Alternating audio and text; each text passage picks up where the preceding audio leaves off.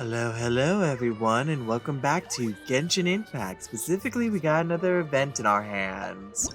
We're going to be working on the Traveler's Tales Anthology chapter, so we're going to be doing a lot of jumping around all over the map, so it's gonna take a little bit. So without further ado, let's go ahead and head to the spot. Alright, you all know the drill at this point. Transition!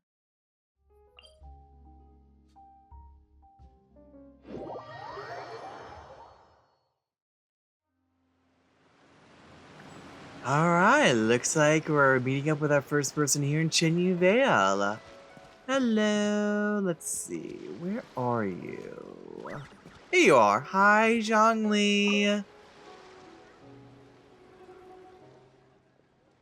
This Yoon's opera performances are truly extraordinary. Well worth the trip to come see it today. Hey there, Zhongli, you're here too, huh? Don't mind if I do. Let me just sit here in the chair right next to you. You don't mind, right? Indeed, a pleasure to see you. With little to do at the funeral parlor these past few days, I asked the director for some time off, during which I've been traveling around a bit and visiting some old friends in passing. I just happened to pass by as Sir Yoon was performing and I could not help but sit down and watch the entire performance. Ooh. She exercises wondrous command of this folk art. So absorbed was I in the performance that I forgot to drink even a single cup of the tea I had ordered. To drink tea of such refinement cold when much of its flavor has been lost. A shame indeed. Oh, do you have any friends around here as well? I'm sure he has friends everywhere. An ancient adage says, as lush mountains may be found everywhere, so too may friends be met. But my dear associates are busy at the moment. I don't want to disturb them. Checking on them from afar and sending them letters at suitable times will suffice. Ah, truly I have done this fine pot of tea a disservice. Then, well, I'm gonna take my leave then, Zhongli. You take care. Alright, off to the next person. Transition.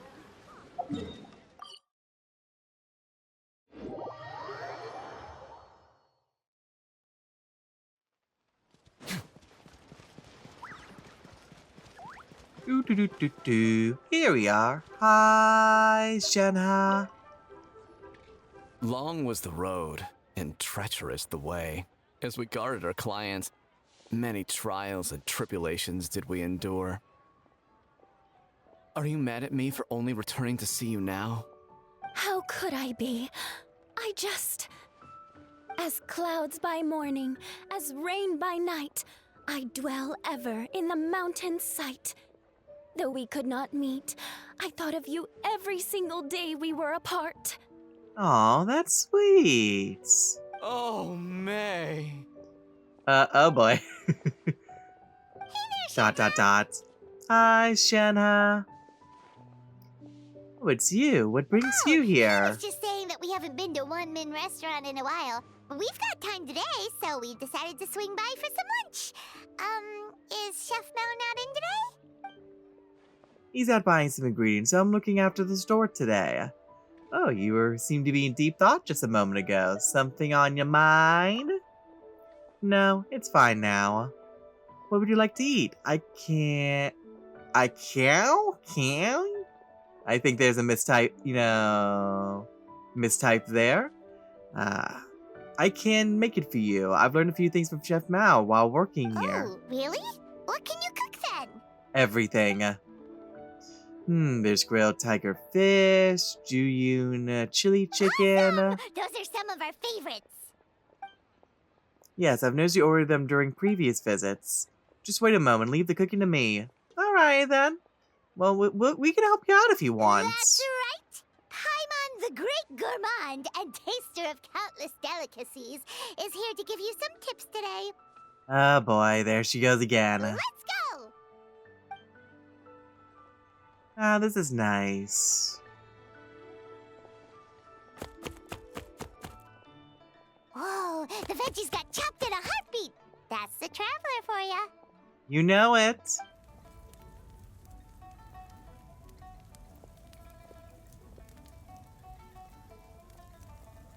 Ooh, burning fire. Oh, maybe that didn't look good. Hang on.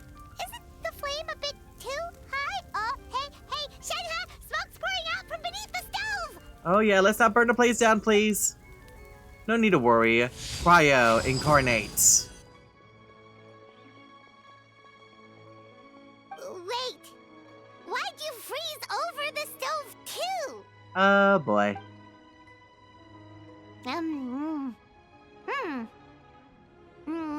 Huh? This tastes surprisingly good. Oh, I love that little sound effects. But yeah, you gotta trust the process, Paimon. The chili chicken's taken on a whole new texture after being flash frozen. Have we discovered a new dish by accident?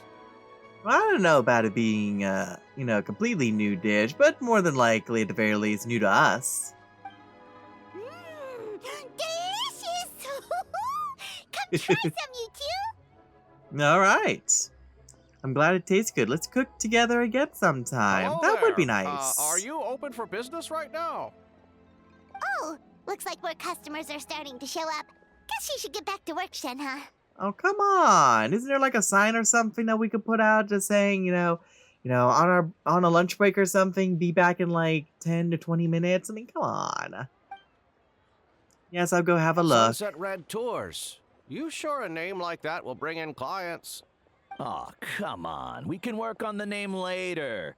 What I'm telling you is that sending your elderly family out on tours is a thing youngsters do to show their filial piety nowadays, so they say. It's a business opportunity not to be missed. Uh-huh. Sorry, could we order, please? Yes. All right. On to the next person.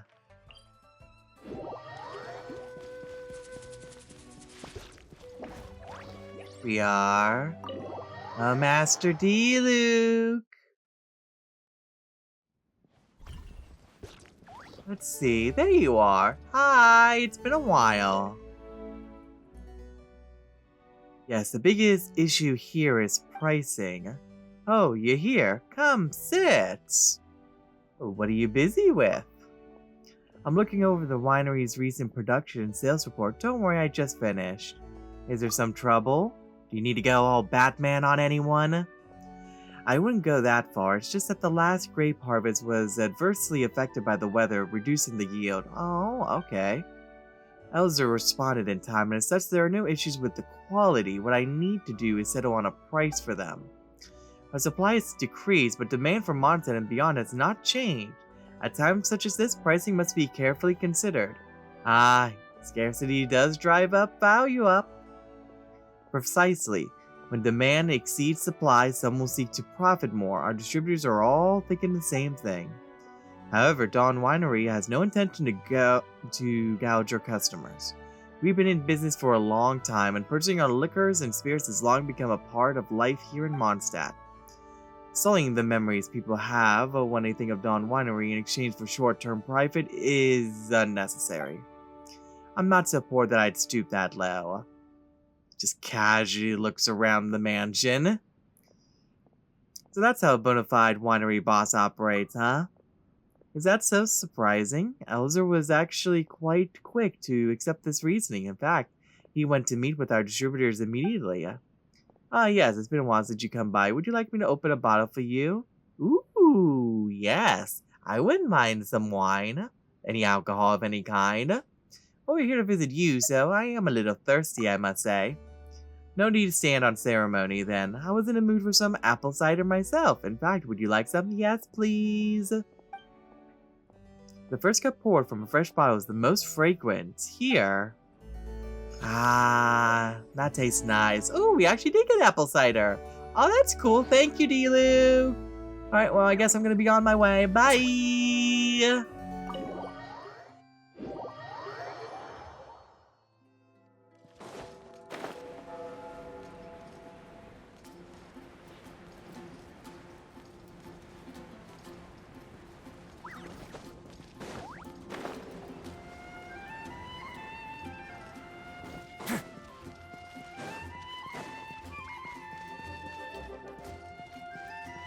Hello, hi, Rosaria. It's really been a long time with you. Could I trouble you to deliver this letter to Barbara-sama on my behalf? No, leave me alone. Please don't misunderstand. This isn't a private letter. It's an anthem that we of the fan club composed together. Leave. I trust you remember the lyrics then. Well, As I thought, leave. If you can't learn to patch up the holes in your story, then you shouldn't lie at all. In any case, you picked the wrong person from the get-go. Get over here, Aether. I'm done with my assigned charity work. So you did know I was there. charity work? Oh, please don't joke. If you really want to help me, then please enlighten me. I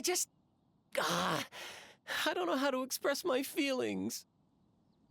Well, if you're having a little bit of trouble, I mean, just go ahead and just, grab maybe some flowers, maybe a present or something, go up to the person in question, just go for it. Is Barbara the only person left in your life? Of course! I'd give anything for her, body and soul. She's so wonderful and... Stop right there. I don't have time for this, for you to go on and on and on. Let me break it down for you. Prayers, performances, healing the sick, that's just a tiny sliver of Barbara's life. As a member of a fan I'm club, president. Of course you are. That's even more reason to do some soul searching. Looks to me like your admiration is only skin deep. Have you ever even thought of being more like your idol? You mean that rather than having my eyes fixed on Barbara-sama all the time, I should go out and help people? And make them smile? Yikes, you're giving me goosebumps. Go back and figure that out Very yourself. well. Thank you, sister. I'll pass your words on to everyone in the fan club. Oh no.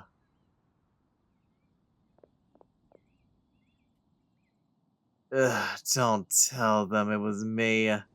He's already run off enthusiastically and all that. I think I can see a tail wagging as well. What a pain. I'm not interested in going around helping people. I'll need a few extra stiff drinks later. But he did help him in the end, sort of. That depends on him, not that I care. Maybe he solved one of Barbara's problems, too. Sure, that's a good thing at least. Looks like you suited to being a sister of the church after all. I'd say you've gone above and beyond with your charity work this time. I was going to invite you for a drink at Angel Share, but it looks like you're drunk already. Better not let anyone from the church find out about this. It'll get in the way of my real job. Yeah. Alright.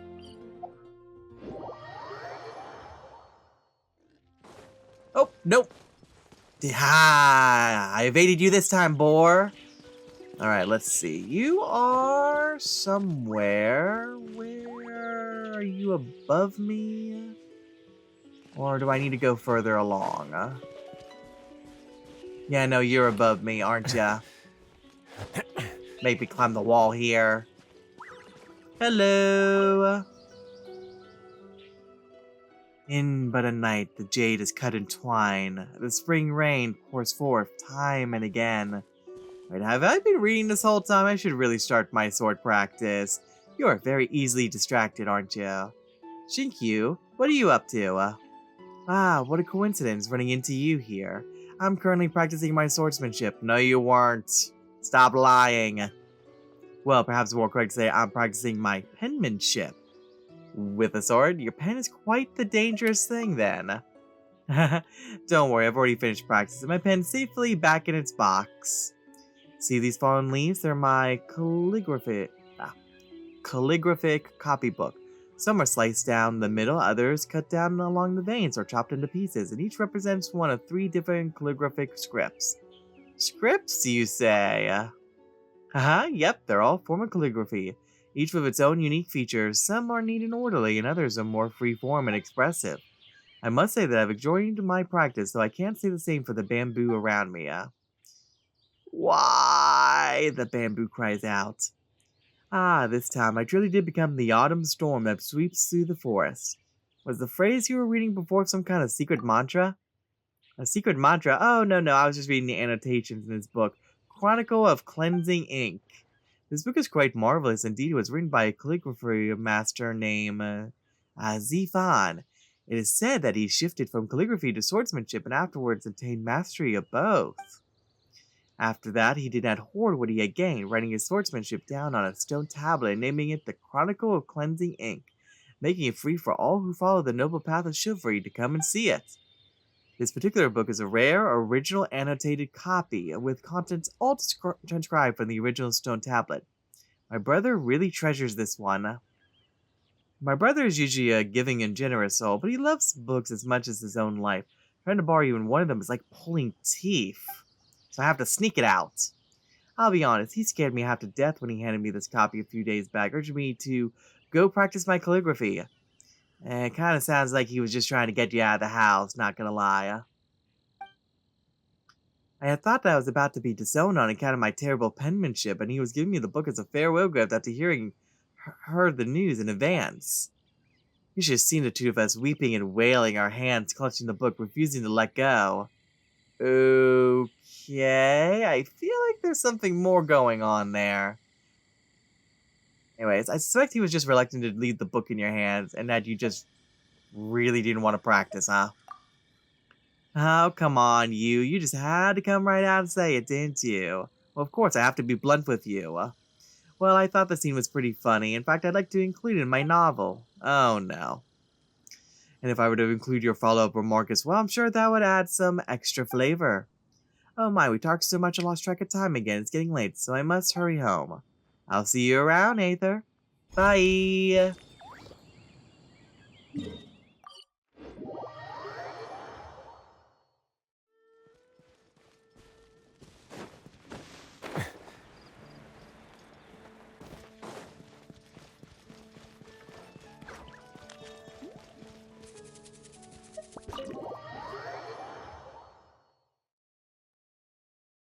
Knock, knock.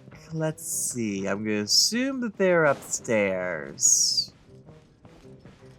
Yes, you are. Hello, Rosaria.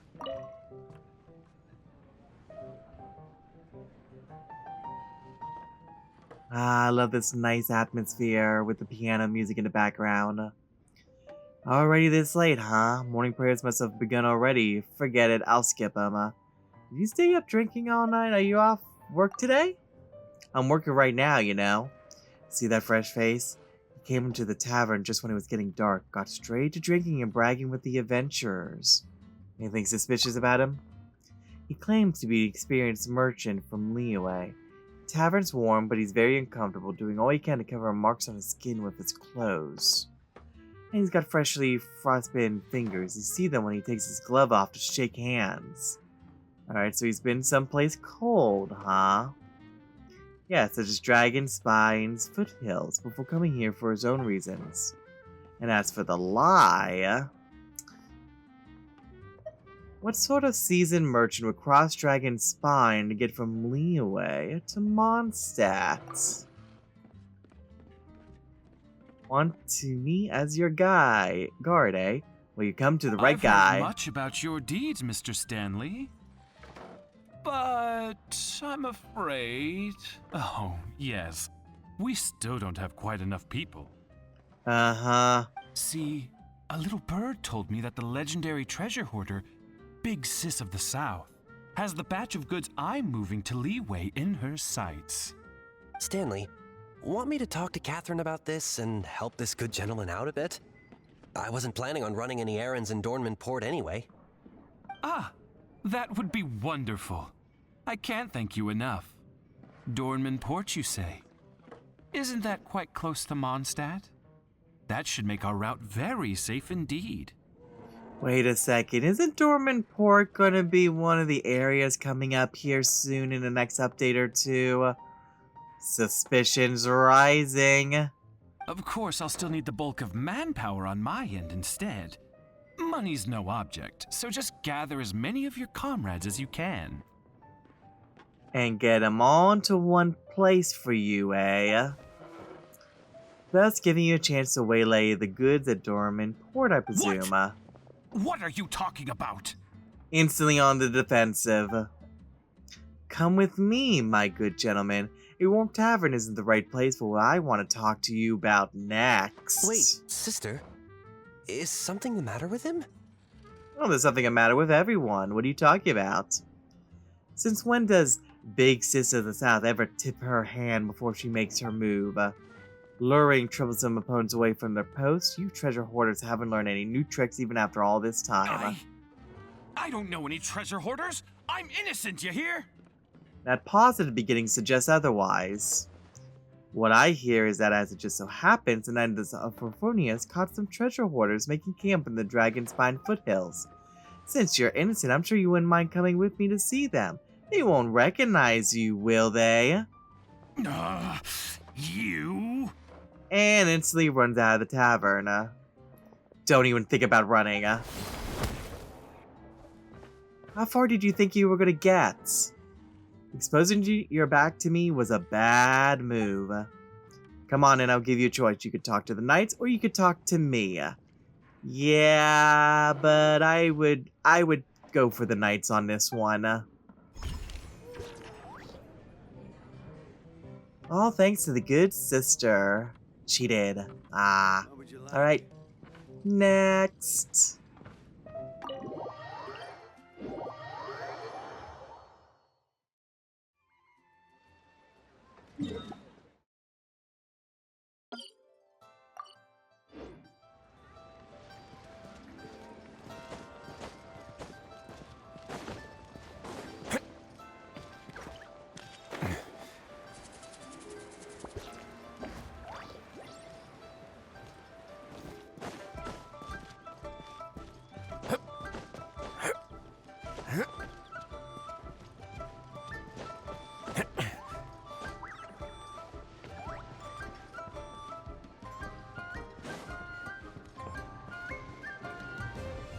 Hi, Zhongli.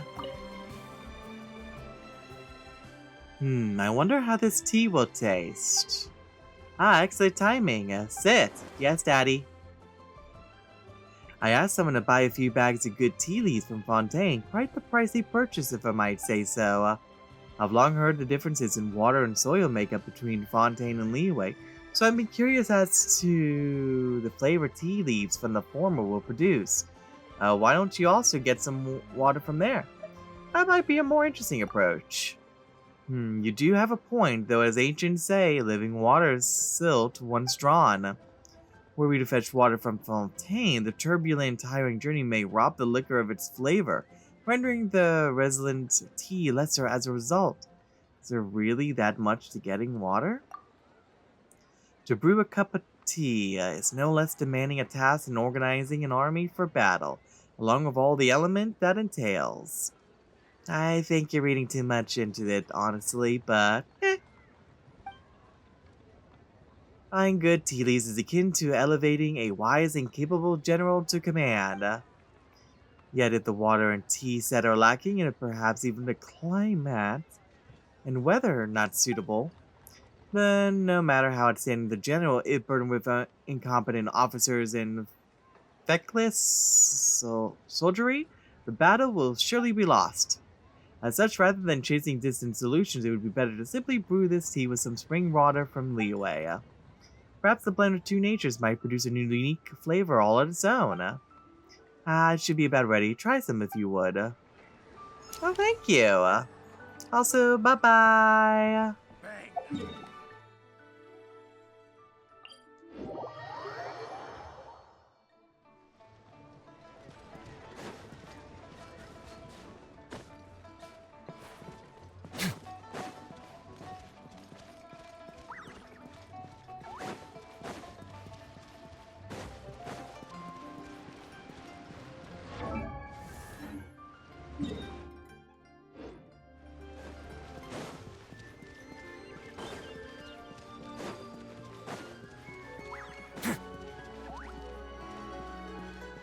Hello, Yao Yao.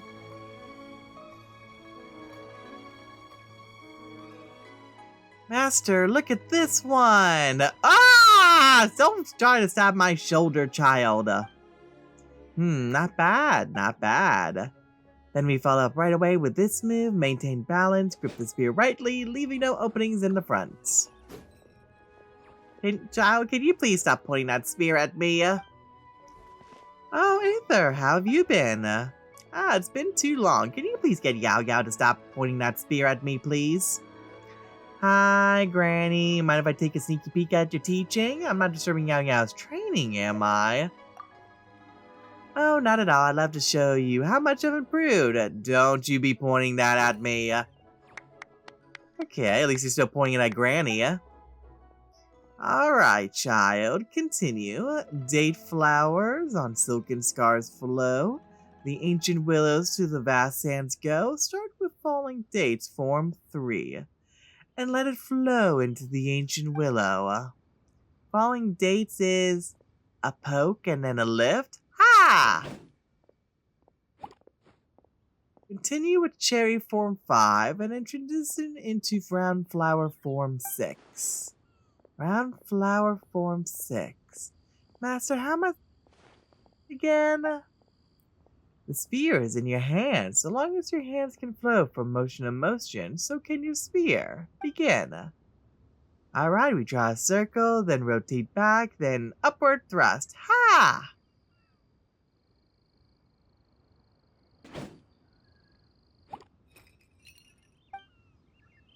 Not bad indeed. Your spear work is coming together well.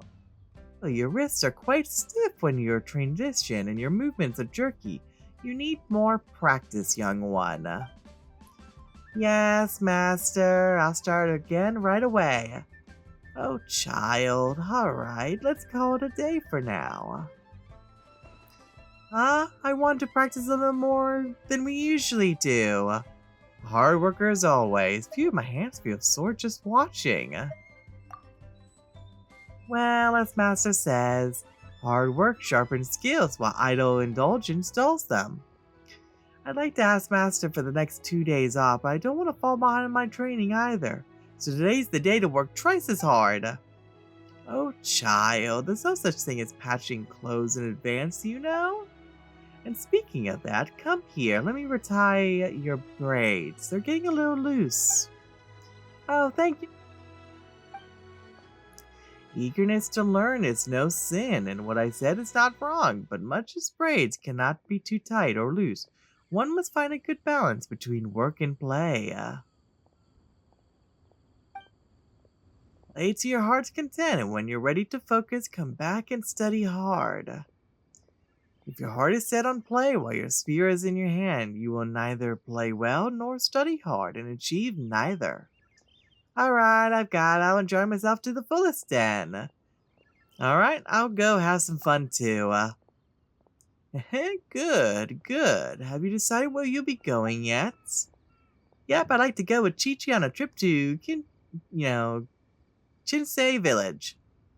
It's the rainy season. There should be bumper harvest. With luck, we'll get to pick some herbs along the way. More importantly, the mountain trees will be filled with colorful leaves. I want Chi-Chi to see how beautiful they are for herself. A fine plan. Go then and take care on the road. Don't worry, Master. I'm pretty good with the spear now. Good enough to protect myself and my friends. Oh, and Master, remember to eat on time and take care of yourself while I'm gone, okay? Alright, I will. Don't worry. So I can carry on practicing now?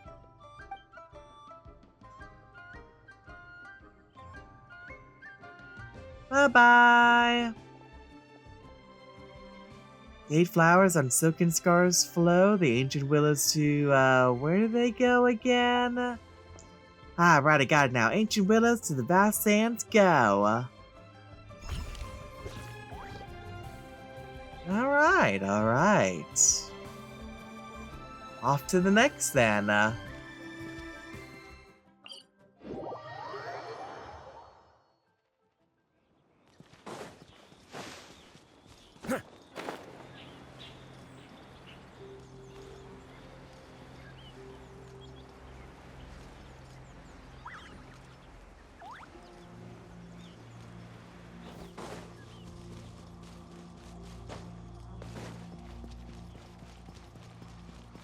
This looks like a lovely little spot.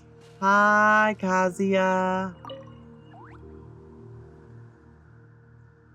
You seem tired. Run into some trouble, perhaps? Nah, nothing but the usual minor problems one runs into while on the road. My recent travel has been rather tiring. Such strength, still, it is best not to push yourself too hard. Take a short break today. There are leaves nearby. I'd be happy to play you a tune. May its melody accompany you from where the wind blows and into the distant future.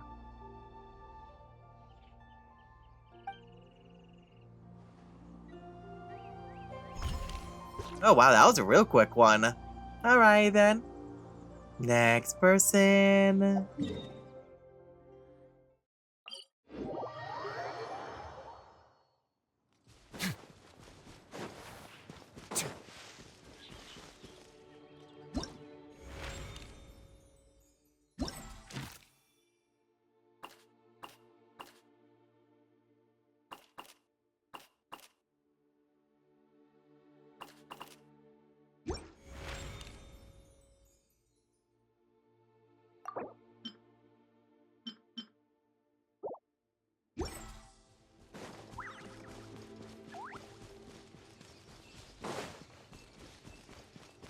Oh look, my I spy Amber.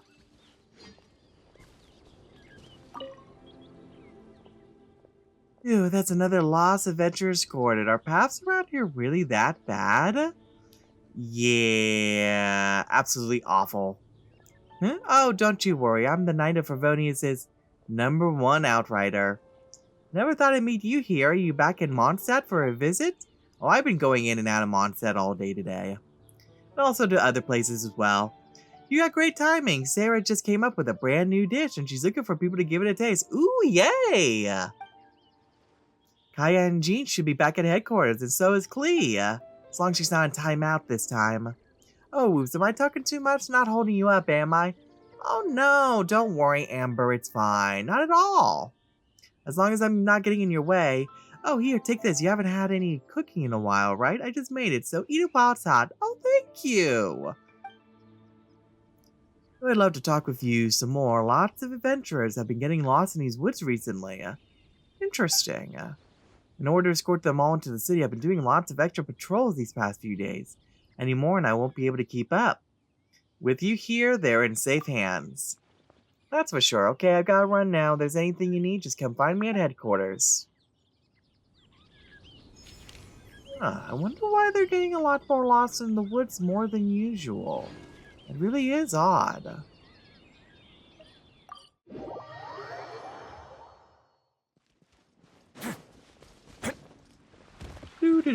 Looks like we got another meetup over here. Hi, Rosaria. Also, Venti.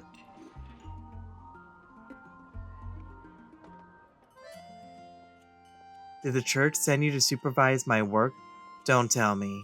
Let me guess. Was it Victoria, Barbara, or Dahlia? What are you doing here, Rosaria? The scenery here is pretty and it pairs well with the wine. I can watch the children at the tavern from here, and most importantly, I can spot church members coming to drag me back before they see me. My sister, your eyes darted for a moment there, and the wine glass left your lips. Were you that unsettled?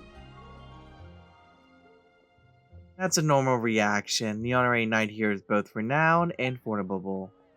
I've been absent for a good while today, so it wouldn't be surprising that Victoria's gone fed up and sent him to catch me. I'll come quietly, but don't worry. Although I'm gonna still drink this wine now. So how much work have you been skipping exactly? I took off. Right after morning prayers, Barbara swipes all the minor tasks around the cathedral. And there wasn't anything major, so better I get some fresh air than stand there doing nothing. So, are you gonna drag me back? Now would be a time to act. I've had a few drinks already, so I might lose even if I tried to resist. I doubt Aether's the type to spoil the mood like that. I'd rather that should he face a chance encounter with gathered friends, the only thing he'd do is join in on the fun.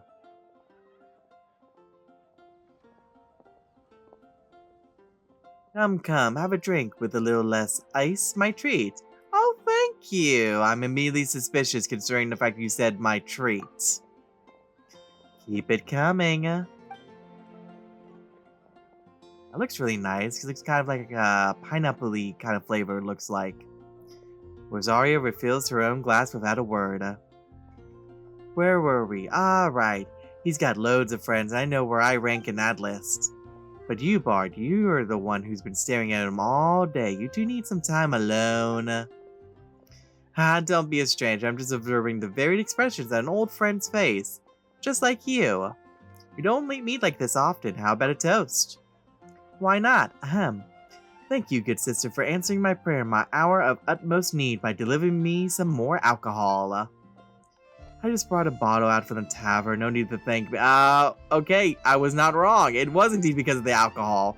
And, considering the fact it was from the tavern, it's either the tavern we're right next to, or... Oh, G-Luke's not gonna be happy. But in doing so, you kept everyone in good spirits. That's not something you could put a price on. As the beneficiary of that sterling deed, I would very much like to toast you on this most beautiful day. To our nameless sister. Thanks for the reminder. In that case, I shall toast the Animo Archon, a devout follower of Barbados indeed, to Lord Barbados. To every free life lived under the sun. To our precious days of freedom. Cheers! Cheers! Cheers. Well, that was nice.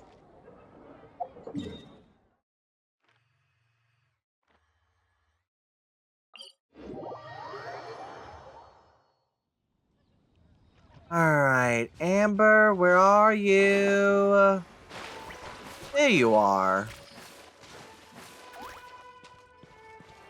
Oh, hello. Oh, wow. Nice shots. Ew, and another one bites the dust. Do. Another one bites the dust. And another one down, and another one down. Another slime bites the dust. Just where did all these slimes pop out from? Great shooting, Amber. Oh, it was just a slime. Every knight can do that. I don't know why, but their numbers out here in the wild have been skyrocketing recently. They've even started attacking travelers on the roads. Well, that's not good. In order to ensure the safety of the area, both the Adventurers Guild and the Knights have had to send people out on patrol and eliminate the monsters. I wonder what could be causing it. Between ensuring that the city is well guarded and pursuing monsters beyond its walls non-stop, everyone's been running ragged. People are so tired they can barely deploy their wing gliders. But before Albedo comes up with some sort of solution, someone's got to get rid of the monsters, right? Yeah, you're exhausted too, aren't you? Me, I'm doing fine. After all, I'm used to fighting out here, so I know how to conserve my strength and choose the best way to engage. We could talk more later. I got another area to patrol. You should head back to Mondstadt for now. I'll see you around, Aether. Okay, well, take care of yourself.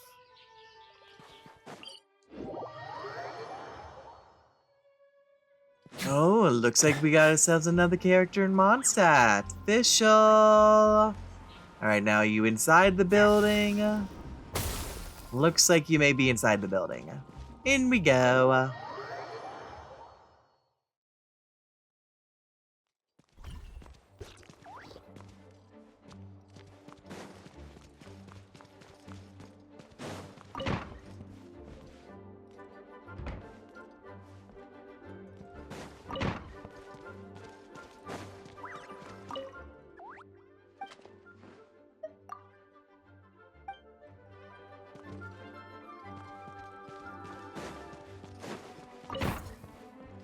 Oh, hello.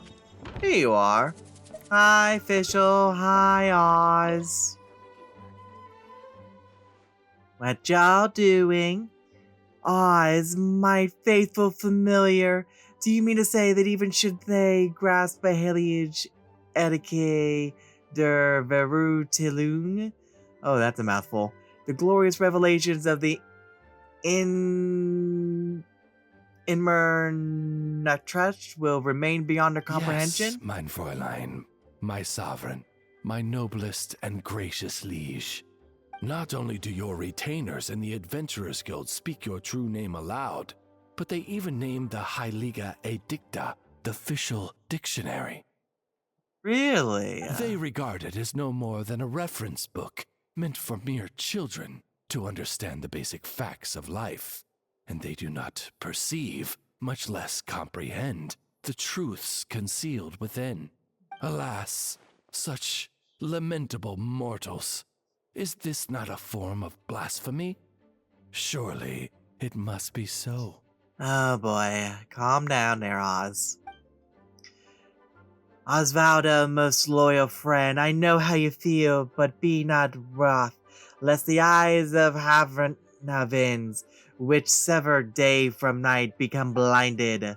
Know that I, official, remain the Princessine der Verutalung, the judge who presides over all the sin of this world, and she who sees all true knowledge of this realm. I am sure I am really butchering some of these words. Behold, their true shapes have long been laid bare before the Age der Verutalung, that of trembling lost sheep who wish nothing more than to embrace salvation. And so in this, the sequestered store of Saga City, soaked in stellar sheen, mine royal person shall in the name of love and nobility extend clemency upon the guilty masses and forgive them the sin of their vulgar scorn. This I must do, lest their fates become forever sundered from the Immertract, foremost and greatest of lands. I, the Princessine, shall never let such a dismal aeon come to pass. All you who pledge loyalty unto me, and remember this, I shall raise you up, and like the brazen stars shall you be, shining from on high in the eternal nighttime sky. Sing for joy, sing your praises, sing praises unto your Princessine. Hi, official. How? It is you, O traveler from beyond this world. The sight of you brings me great joy. Is it an audience you seek? Do not be so prim. Speak your desire, and I shall grant it. You are one who I have blessed after all, and the Princessine will not be sparing in showing you her favor. Oh, it's you, Fish. Your Highness, the Princessin. Well, we were just passing through, but since the ruler of the Immernachtreich has shown us your royal favor, then please bestow upon us Samora. Oh wow, really? Just right out, goes out and just asks. Okay, Paimon.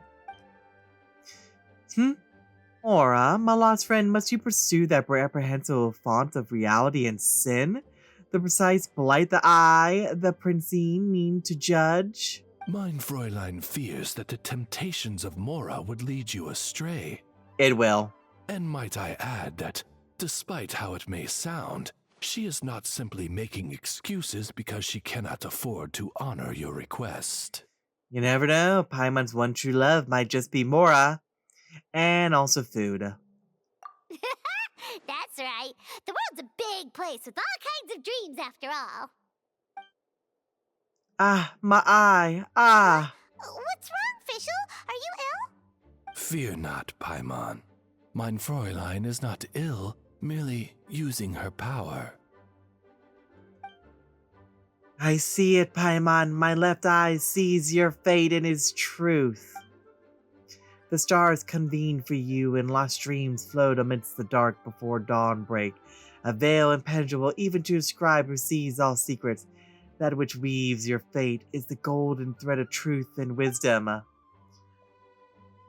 Your noble, pure self, it waits for you on a far shore without Mora. That is your truest essence, Paimon. Ooh, I wonder how much of there's truth to that. Really? Noble and pure? Is that the kind of person Paimon is? Paimon's kind of awesome. Oh no. Her ego's inflating again. No, I cannot scry further, for even a princessine who bears the augur der Verutileng is certain to become lost in your boundless, immaculate, phantasmal night. In the name of Princessine Paimon, you must completely purge from yourself the foul taint of Mora, that which means to plunge your world into darkness and despair. Completely purge the taint of Mora? It means give me all your money. Then she's saying you can't have even a single Mora to your name. That is precisely mein Fräulein's meaning. Not a single Mora. Not even one? Paimon's so sad. Yeah, let me just reach over here and just grab the coin pouch off of you while you're feeling sad. Hey, why are you all looking at Paimon like that? You don't seriously think she was asking for Mora, do you? Yes. It was a joke! No, it wasn't. It's been a while since we saw each other, so Paimon was just telling a joke. It was not. Because we're friends. It was not a joke. That's right, it's been quite some time. Right! And it's so nice to see you again, Fischl. Oz. What are you doing here anyway? Probably finding a book to rent and read. Well then, as the time comes to speak of business, gladly shall inform you then that this convocation is being held to revise the Helliage Etiquette der Vertelling. And what's that? I am on. It is a manual circulated amongst mind retainers, which they mean to use to interpret the glorious revelations of the Emanakra. It contains many errors, of course, but it nonetheless demonstrates moral aspiration towards higher wisdom, and such as shall permit its existence. This manual shall guide them toward the all-surpassing world, the terminus of the universe, the place of rest that shall shatter fate, the end of causality itself, the Emanakra. Wow! That sounds super impressive. But what is it exactly? Oz. Simply put, it is a tome that can translate mein Fräulein's speech into common tongue. As such, the adventurers have taken to calling it the Fischl Dictionary. Ah, so it's official speak translation manual. Got it. Yes, but please be aware that using anything other than its official title is quite disrespectful. It is formally named the Heilige Edikta der Verurteilung. We will have to make sure that this is noted in the revised version. Yeah, I won't lie, it is a little rude to call it that. Wait a minute! So the book actually exists? Ooh, could you show it to us? Of course, but not now, for there are still many errors in the present version, and I shall not have thee, O Blessed One, struggle through that morass that lies between fact and falsehood. That agony, those shackles, I shall be the one to bear it all alone. Mein Fräulein means to say that she will let you see the book once editing is complete. Okay, just make sure you don't get caught by Lisa. Wow! That's so nice of you, Fischl. When might we expect to see it then?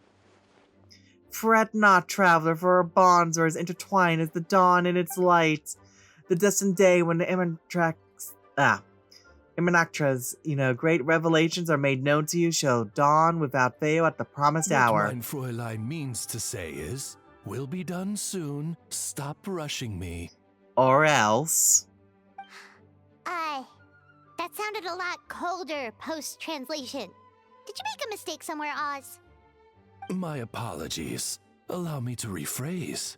What mein Fräulein means to say is, come on, we're almost done, so don't rush me. Leave me alone. Alright then.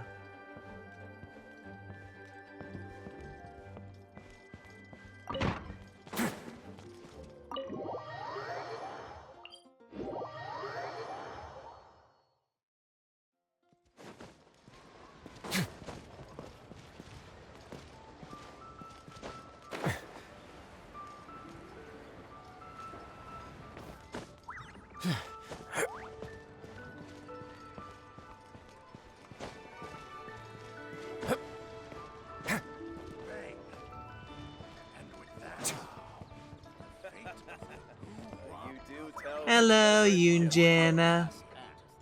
Oh, it's you. What brings you here today? You, of course, we were just passing through. No, I came here specifically for you. Oh, you? Who taught you to be so cheeky? I'm not performing today, just dropping in to listen Mr. Liu Su tell a story. Takes my mind off things a bit. Is something troubling you?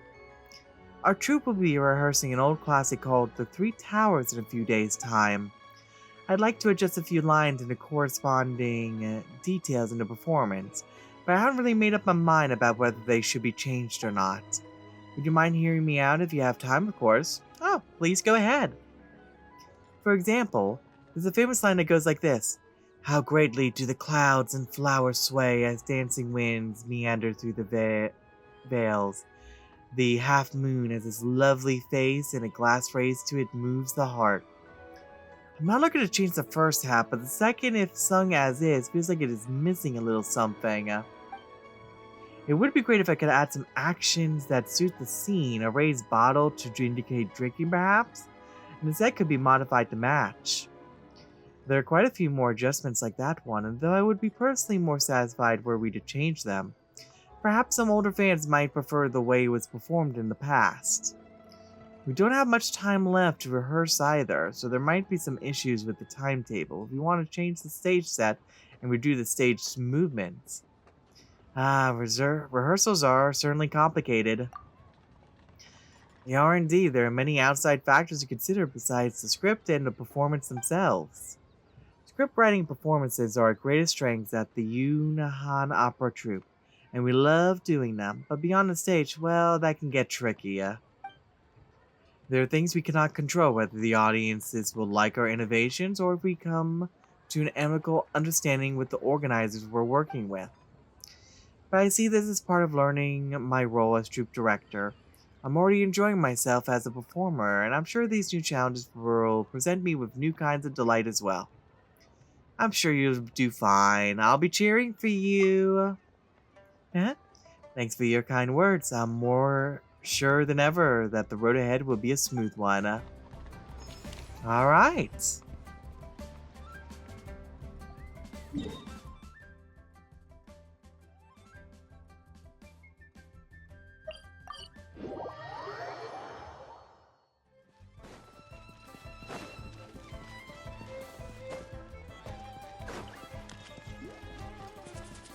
Hi, Miss Crane. Oh, you should have spent your salary on a good meal for yourself or saved it or something. To waste it on nothing is... You're my closest kin, master. According to the custom of mortals, I should demonstrate filial piety. Xianyun? Shenha? What are you two talking about? Hello there, Shenyun. We meet again, Shenha. It has been a while indeed. Have you come all this way to visit one then? Oh, of course! Friendships need to be maintained from time to time, don't they? Now they do, Paimon. Also, Paimon overheard you talking about a good meal. There it is. Is there something Paimon should know about that? Of course. We were not discussing food, Paimon. Master was simply giving me guidance just now. Many of the restaurant's younger customers assigned their parents up for the most popular group tour around. When I heard that the tours were designed specifically for seniors, I signed Master up as well. They're called Senior Joy Tours. Here, have a look at their pamphlet. O'er mountains tall and rivers wide, come see Liu's wondrous sights. Accommodation at special guest suites, tasting authentic local delicacies, traveling in exclusive carriages. Ooh. Wow, Paimon kinda wants to try this out too. One had already traveled the length and breadth of this land long before the name Liyue even came to be. What sights would there be witnessed that one has not yet beheld? Well, you never know. Also, a trip this luxurious couldn't have been cheap, right? It cost 3 months of her salary and then some.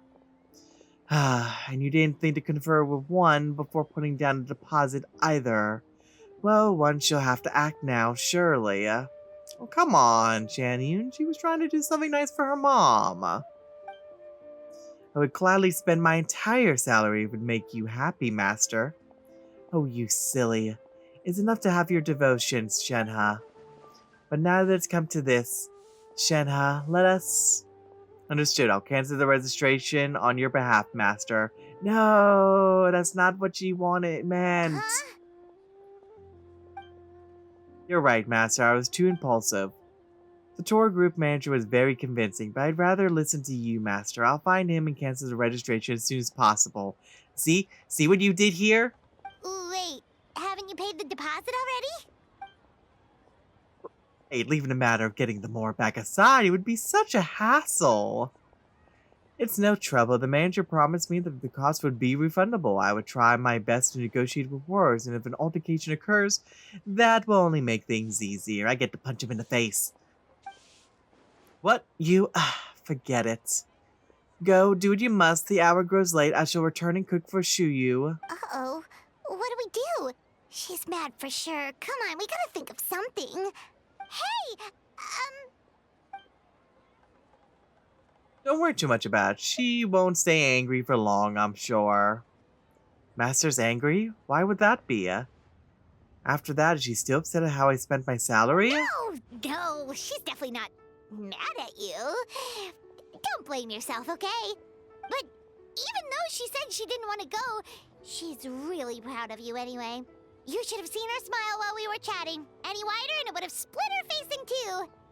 She's probably just disappointed because she was looking forward to this trip. And it went up in smoke. In her face. ... So if we proceed as originally planned, she'll be fine. Is that what you mean? What do you think, Traveler? I got a better idea. How about this? Let me design an exclusive custom itinerary for Shanyun instead. Exclusive? Ooh, Paimon gets it! You're going to put together a travel itinerary tailored just for her, right? That Yes. sounds like a good plan! Nice one, Traveler! Oh, and what do you think, Shenhe? You're the experienced one here. I trust your judgment. Just leave it to us! He's the world-famous Traveler, after all, and Paimon's his super awesome guide! We'll come up with a trip that's up to Shenyun's standards for sure! An Adeptus aboard the Great Pleasure Excursion. Let's go. Yep, since she's seen all there is to see in Liyue already, let's take the opportunity to bring her to places further afield! Ooh, that would be cool. We're spoiled for choice, though. Where should we recommend she go first? Let's see. Mondstadt, the city of wind and freedom. A fine place to start a journey. Uh-huh. Makes sense. That's where we started out too, after all. Mondstadt City, Star-Snatched Cliff, Windrise, and Sweet Madams. Oh, gotta jot everything down. Is there anything I can help you with? There is something that only you can do. Give this Mondstadt travel guide to Shanyun. Understood, I will. Thank you, Paimon, and thank you, Ether. Ah, that's nice, though.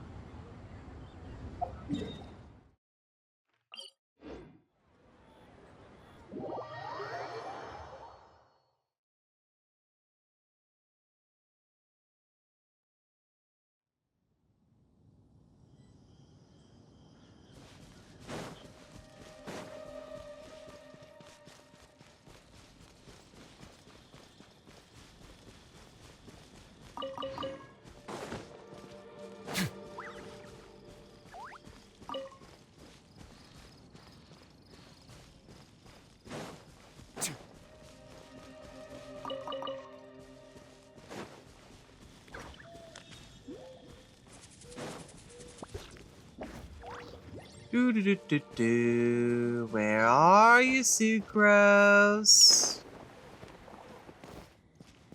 You have to be nearby. Unless... Ah, gosh darn it.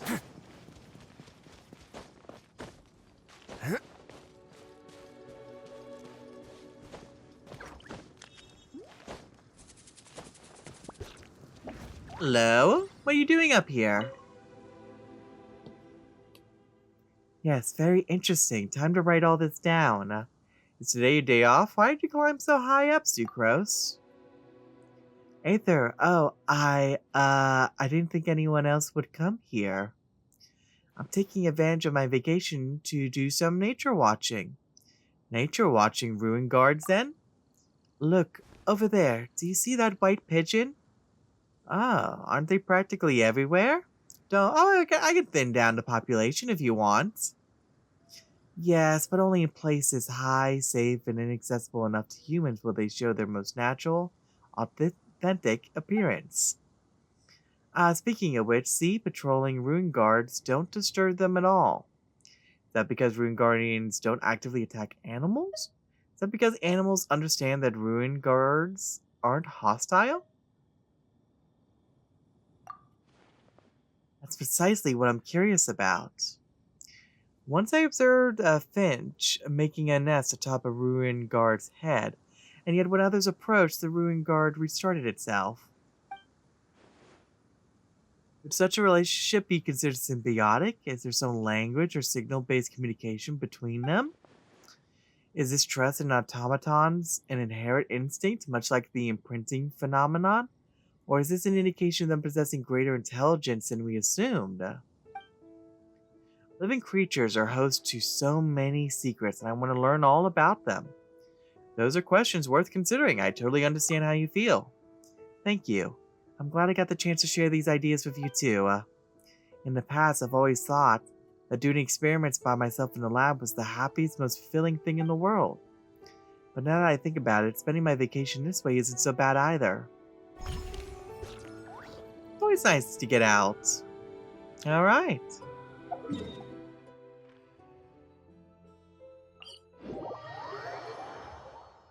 Word of advice, don't break the law. Is there anything else? Yeah, seriously, don't break the law.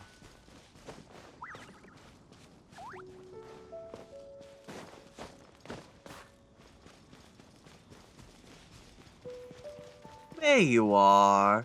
Hi, Kazuya. A refreshing night such as this is perfect for training.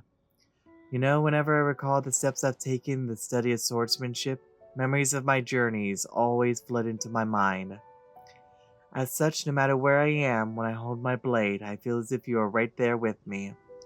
Oh, shall we spar then? Where do you intend to go next? I've asked Captain Beto for leave to go to Nadland. Oh! I'm presently packing my things. In fact, I suppose this feeling of anticipation is itself a part of the journey. I'm sure we will meet again. We're both people on the road after all. When that time comes, I shall have a bottle of fine wine ready and we shall share stories once more. Alright, sounds like a date then. Alright.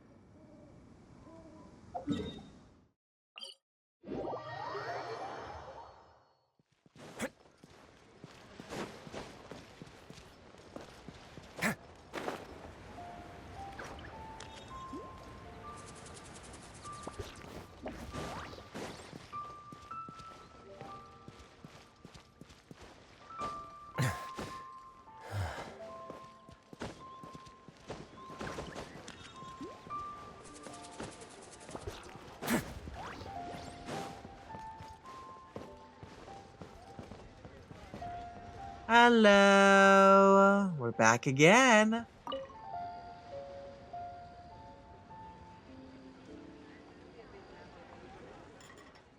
Oh, so is this what bards from Liyue are like, Kaya? That's right, very different from those of Mondstadt, don't you think?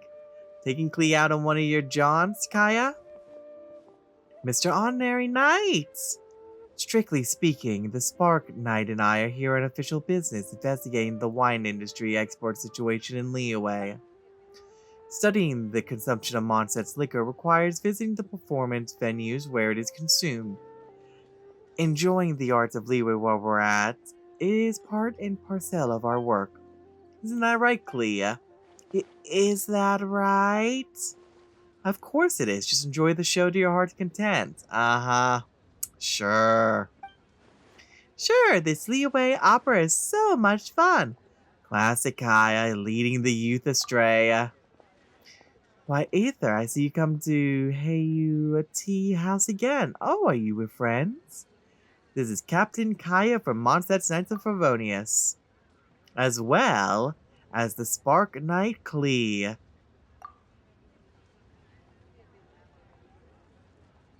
And this is Yoon Jin, a professional opera performer from Liyue. An honor to meet you, Miss Yoon. I've heard many traveling merchants speak of the art form you practice. This is the first time Klee and I have had the pleasure of watching an opera. A fascinating experience indeed. Yeah, also, could you teach Klee how to spin your spear like that? Oh no. Haha, I'm glad you enjoyed yourself. As for spear flourishes, I'm afraid they can be quite difficult to learn. Don't worry, Klee will do her best. Well, seeing how interested you are, come see me after the performance while our troupe is resting. There's some smaller spears I used to train with when I was a child. Let me find one to teach you with. Then you have my thanks, Miss Yoon. Spark Knight Klee, do you remember what the Knights of Favonius handbook says? Yes, Kaya. Oh, I mean yes, Captain Kaya. In that case, when a distinguished guest does you a kindness, how should you respond? You're very much kind-hearted, lady who sings Liyue opera.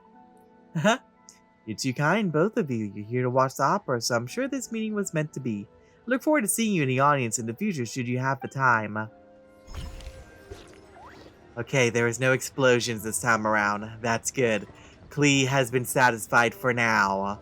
Although how long can Klee be satisfied before the unrest happens? It's hard to say. Alright, on to the next person.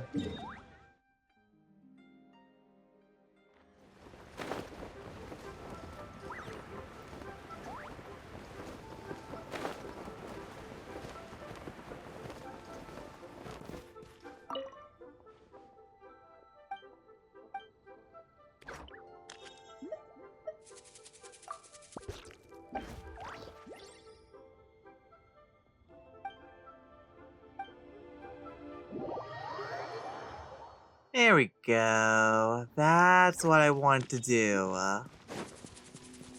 Had to remember how to get up here.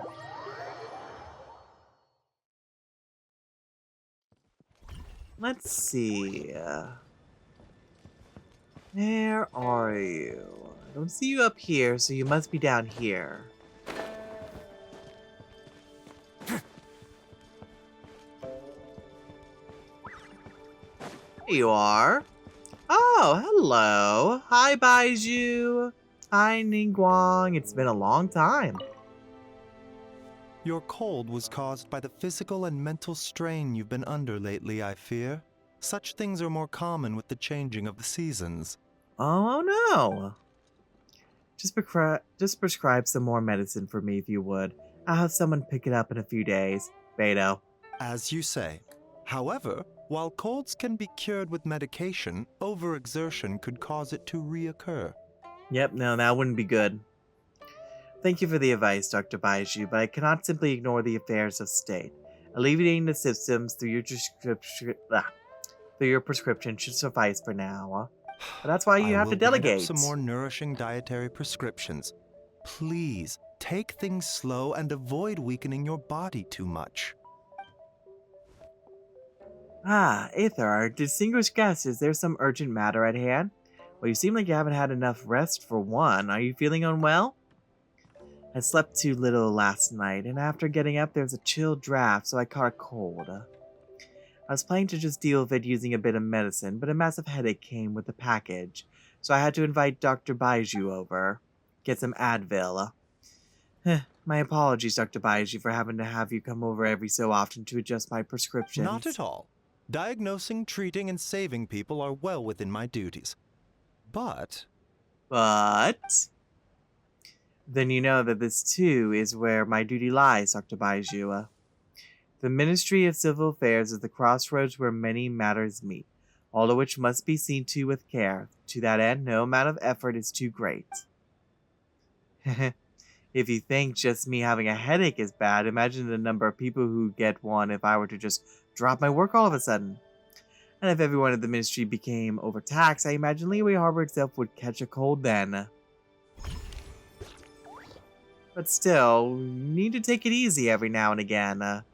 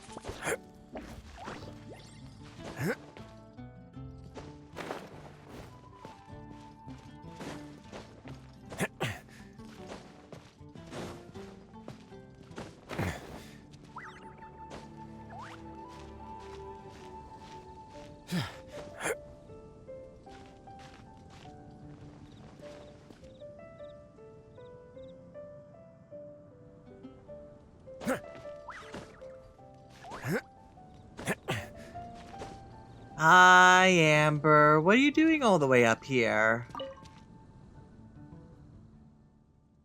This breeze feels great. I'll just rest here for a little bit.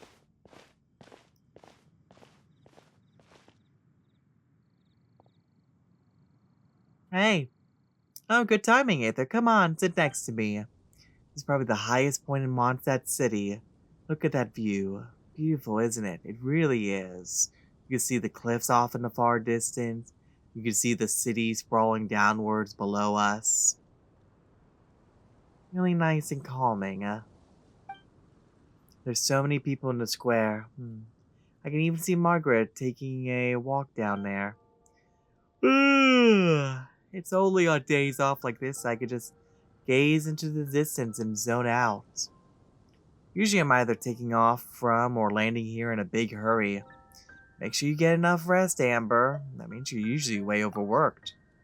While I am a Knight of Favonius, helping everyone who lives here is my duty. Yes, but you also need to help yourself as well. As long as I can help solve the issue, no matter what it is, I have an obligation to assist. That's our #1 outrider for you. Huh? Aw, stop it. You're making me blush. Lots of knights and others from the Adventurers Guild work as hard as I do, if not harder. But I'll do all I can, the best I can, as long as it's for Mondstadt. Huh? Hang on. Why is Margaret suddenly running off like that? She's shouting something, too. Huh? I didn't see anything. Whoa, she's chasing someone. A thief, maybe? You wait here. I'll go help her. We can't let someone like that get away. Hey, you! Stop right there! There she goes to save the day.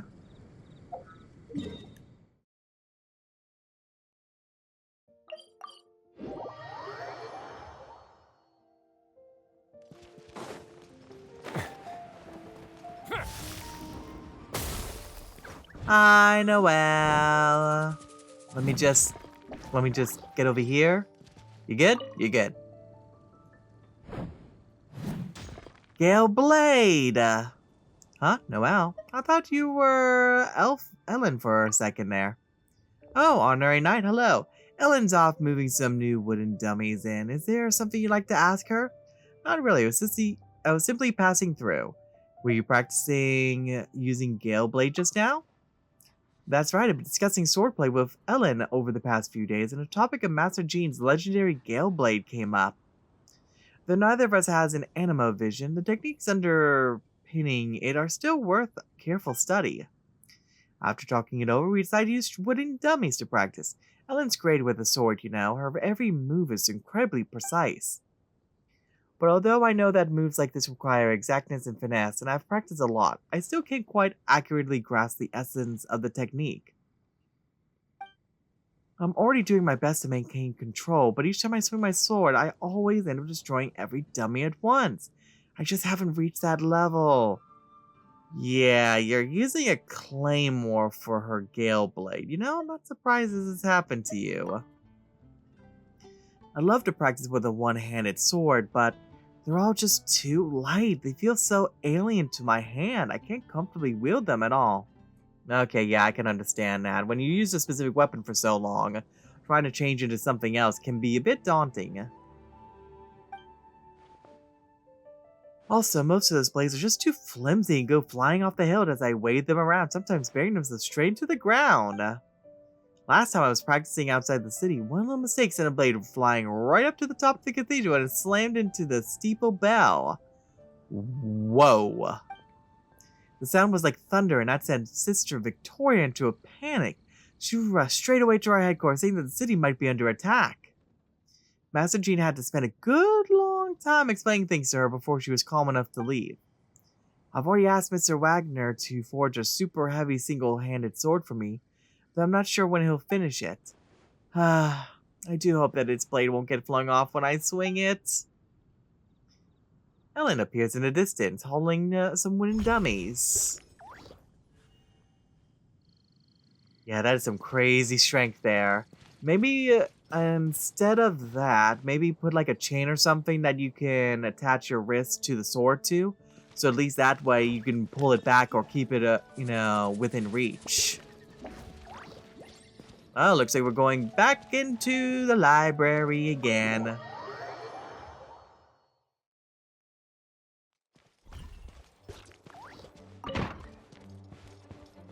Alright, where are ya? I know you're in here.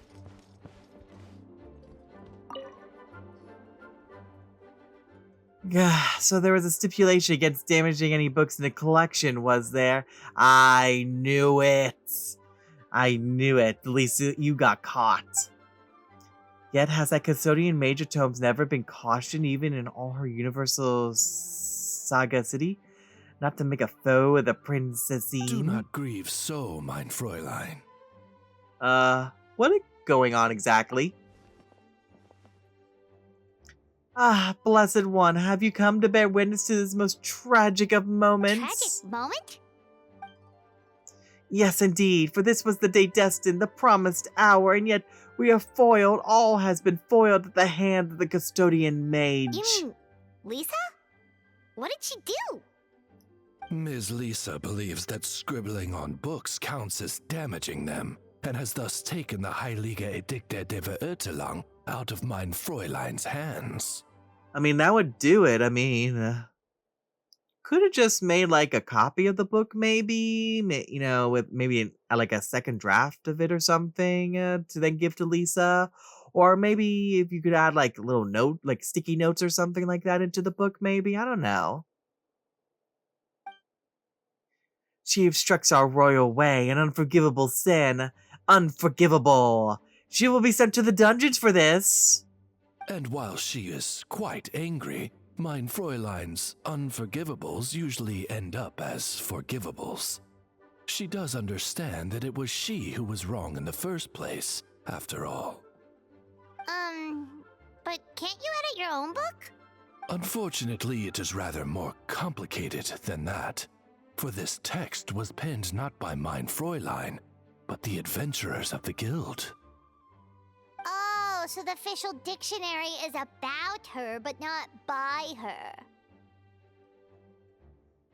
Oh boy. Indeed. Furthermore, it now belongs to the library's collection, and as such, it falls under Miss Lisa's custody. Oh yeah, this is getting complicated, alright. Hang on! Couldn't we edit the text so long as we got permission from Lisa and the adventurers? Yeah, I was gonna say, like, if you go and track down the author. It will not be hard to negotiate with the adventurers, but Miss Lisa will be trickier to handle. She appears to have anticipated this, having left the library right after confiscating the book. We do not know where she has gone. I mean, she probably is doing other duties, or she's relaxing. So even our cunning countermeasures have been uncovered. I should have expected nothing less from the mage who guards the universal repository of knowledge. Why don't I go talk to Lisa for you? Blessed traveler, I am thankful truly, but do not underestimate the causality that lies between us. As fate has promised the moment to us, so I, Fischl, the sovereign princess der Vertelung, will make it come to pass. This I vow upon my noble's name. Oh boy, here she goes again. Yeah. Hear me, O custodian mage, even you cannot defy the writ of apocalyptic destiny. Thee I shall summon, and thou shalt answer.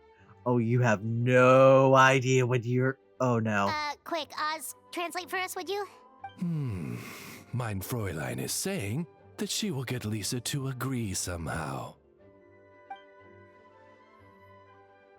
Oh, boy. Well, you all have fun with that.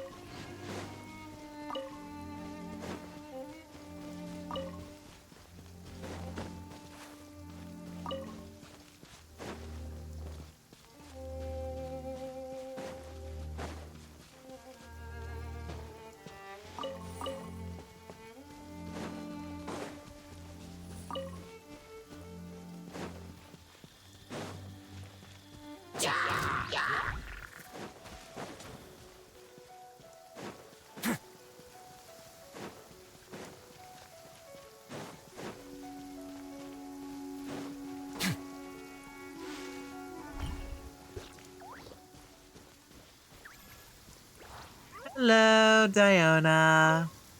What you doing out here in the rain? Pew, pew. Hunting alone, Diona? Would you like some help?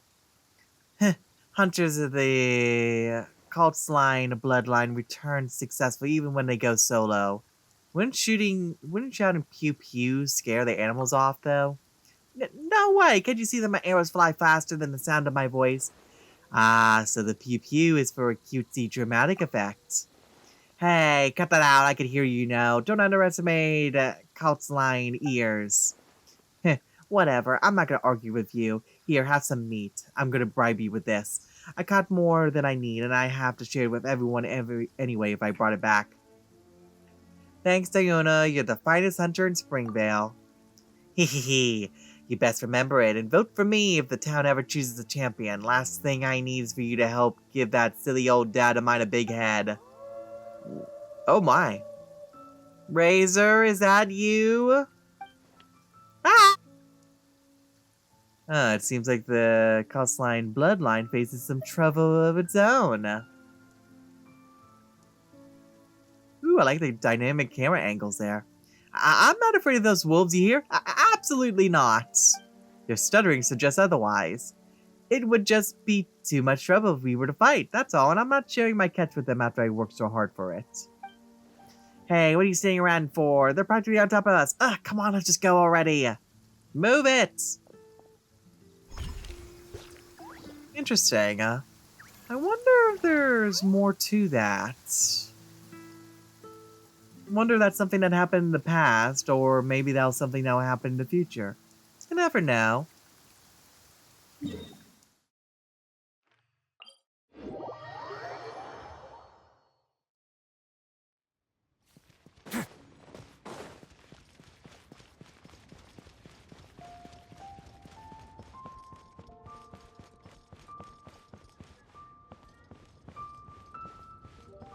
Hi, Zhongli.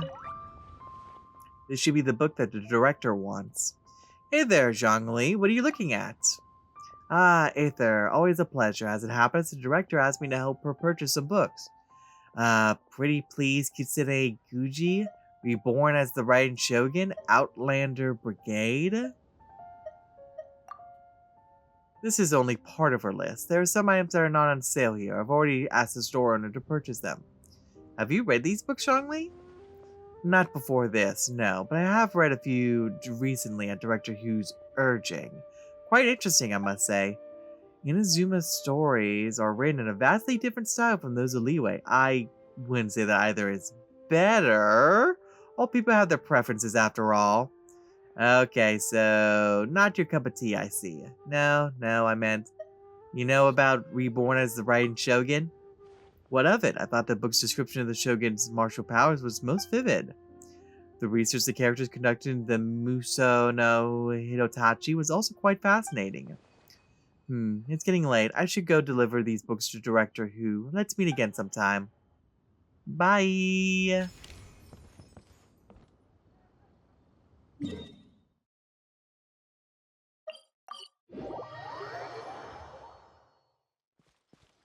Alright, it's time to meet up with our favorite little zombie. Hello, Chi-Chi. What you doing? Please help. Try this.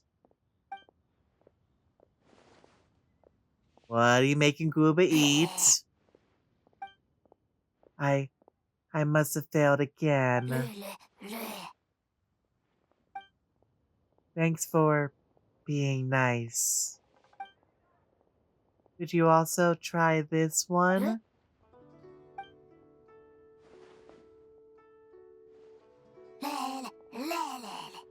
Aw, seemed like you liked that one. Is it that good? Yay! Well, something smells good. Are you whipping up something delicious? Can I have some?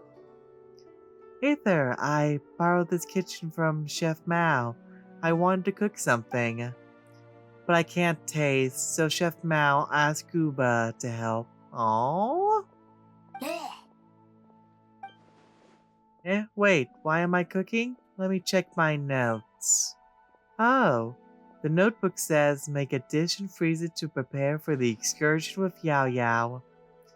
I don't need to eat, but Yao Yao needs to eat to grow and get taller. I don't like that last part. Will Yao Yao grow taller than Dr. Baiju one day? That might be a tall order. Don't worry. Yao Yao will be cute no matter how tall she is. We talked too long. The stove.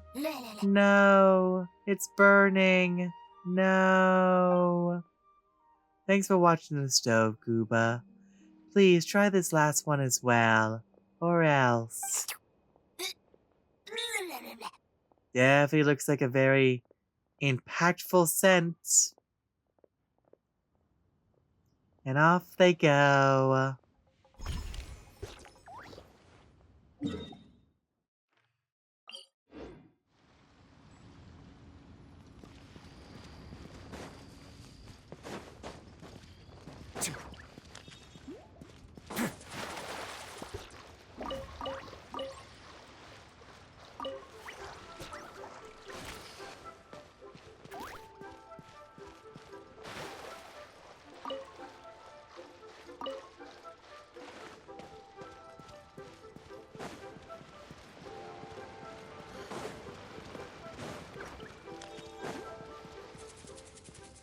Hello, ka-ching.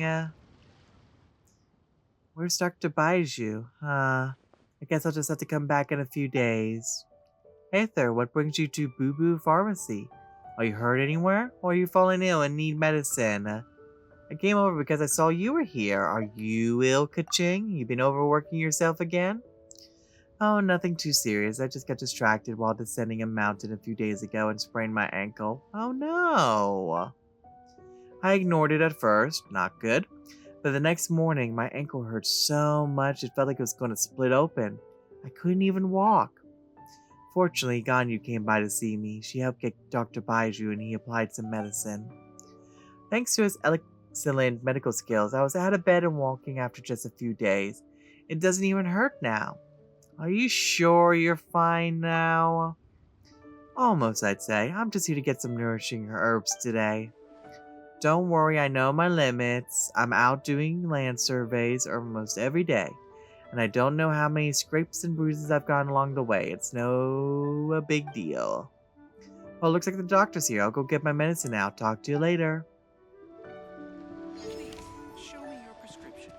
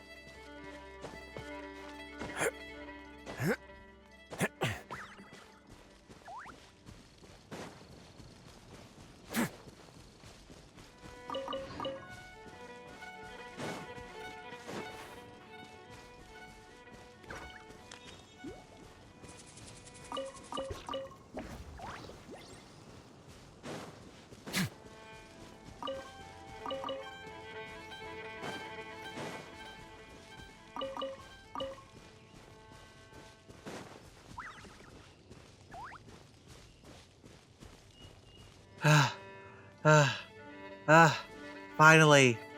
John Yuna. Peace prevails throughout the land, and all things are made new as buds in the spring. This is still an auspicious era for humanity. Hey, Shanyon! You're here after all!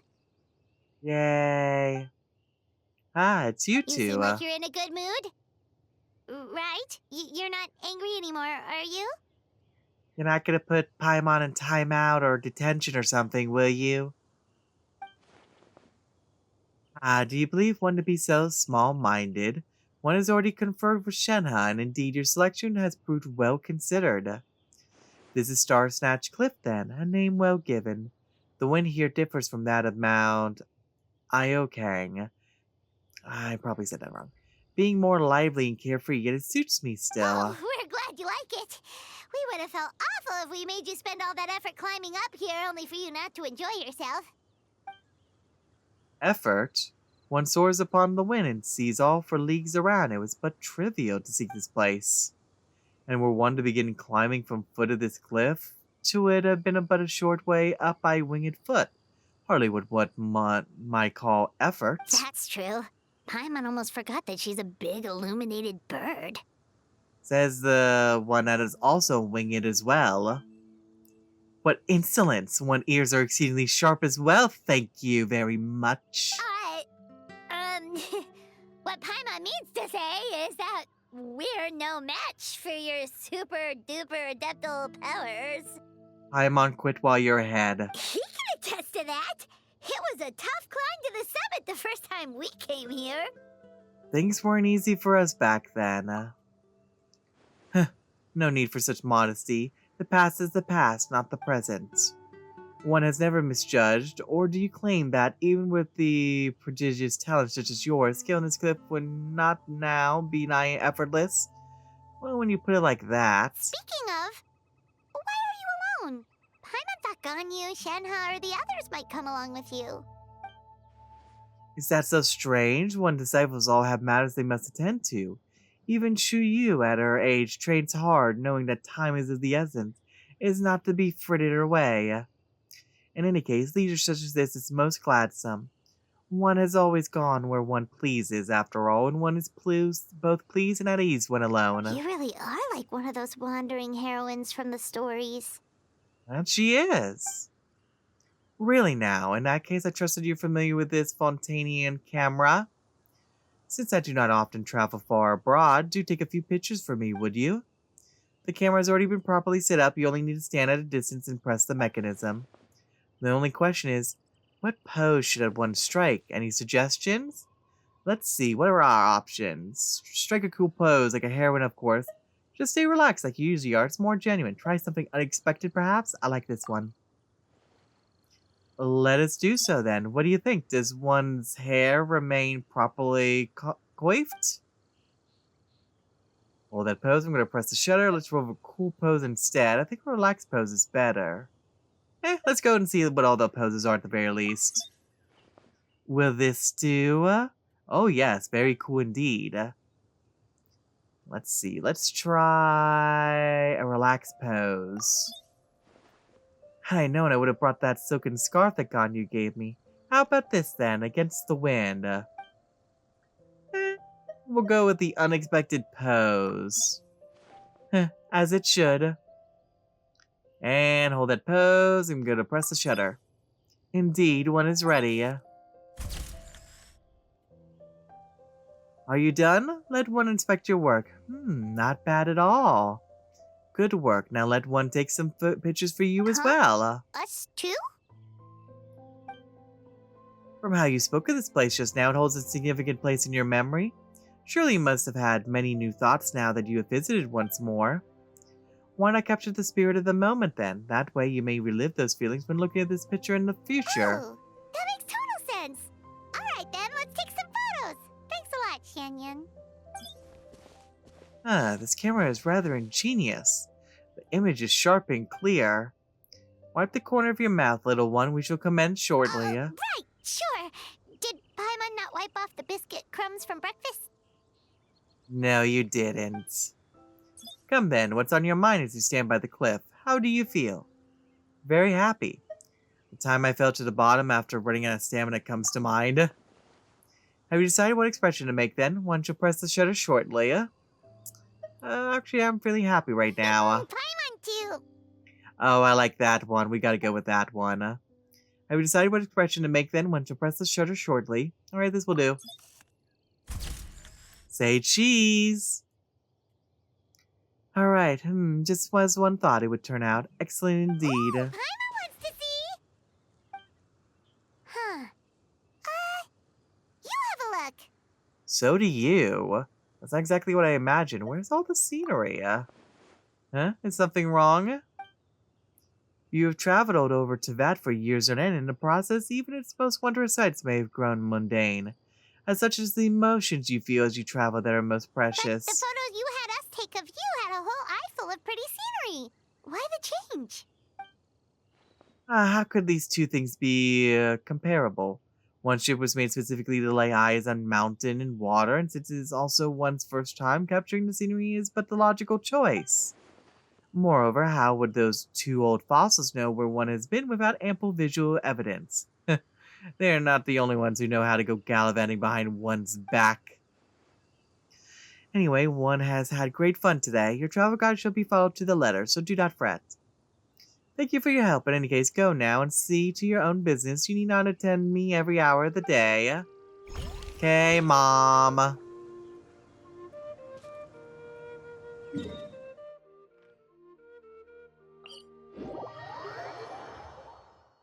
you ever seen any stickers on my back? Do me a favor and take them off.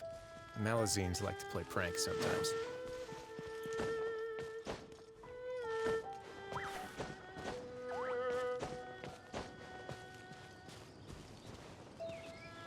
Ah, there you two are. Hi, Yao Yao. Hi, Chi Chi.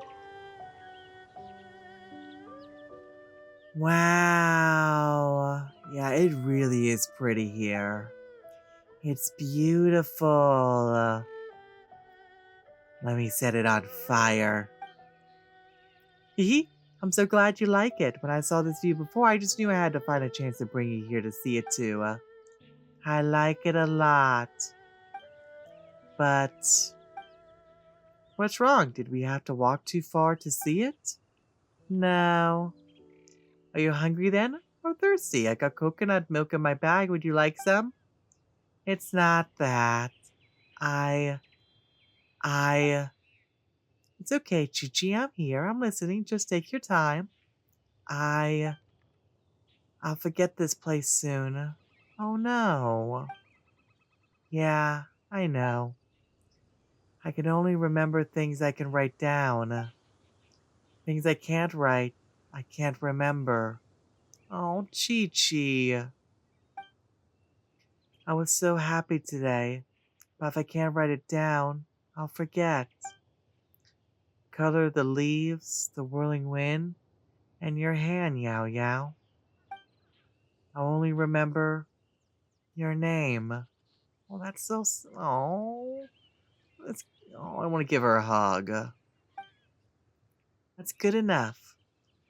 Hey, ya. Hand. Hee? Don't you worry, Chi-Chi. I've got a great memory.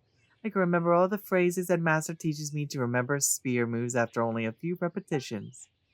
Also, Yanfei taught me some super cool, associative, mnemonics.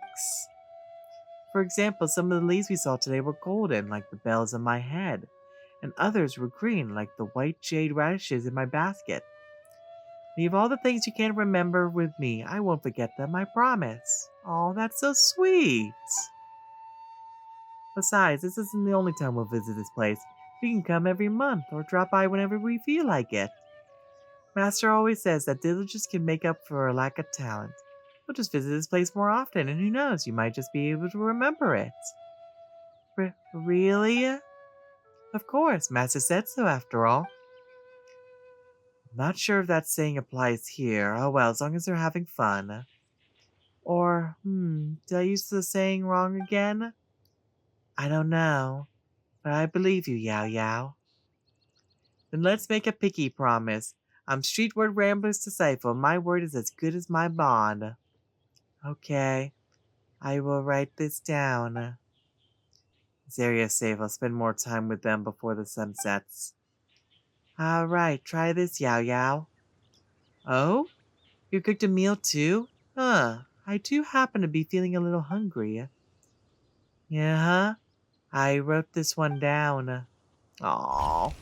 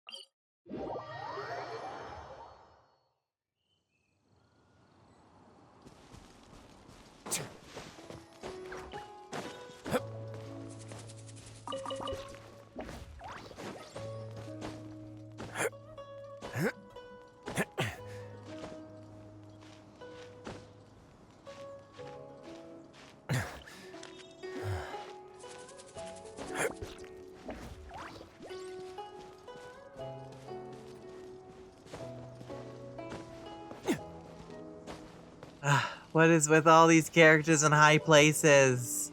Hi, Kazuya. The grass did spring and sprouted new, and heaven and earth both verdant and grew. After the rain, the wind blows gently, and the clouds are light. Looking out over the horizon, one's heart is open wide. And then, should one happen to meet an old friend, for there could be no better day than this, wouldn't you agree? Oh, okay. That was a real quick one.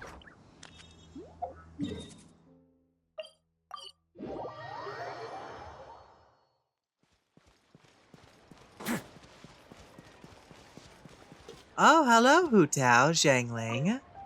You're wearing the outfits I see. Ay, Jingling. You smell wonderful today. Let me have another whiff, would you? Please? A little bit of bubble room, please. Smells great, doesn't it? This is the first of Yingar's new batch. She sent me a small box of samples. Oh, hey, traveler. Come over. Give this scent a try. What do you think?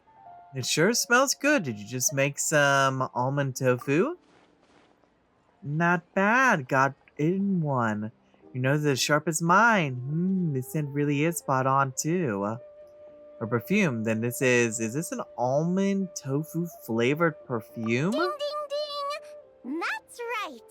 Just a few days ago, I was passing by Yingar's place and saw her looking all worried, so I asked her what was wrong. She told me that she wanted to make some new perfumes that would be really appealing, but that she'd been racking her brains for days without any good ideas.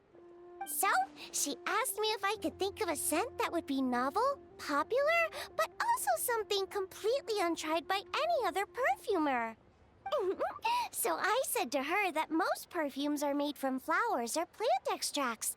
So why not try making one that smells like food? It'd definitely be really fun.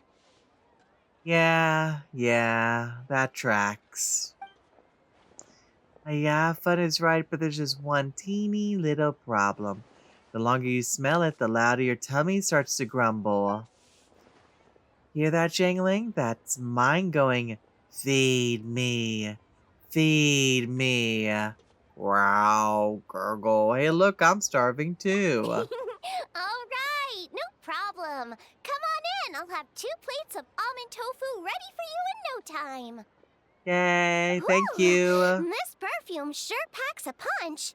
I wonder if she can maybe make some grilled tiger fish next time. Or golden shrimp balls, maybe. Oh boy.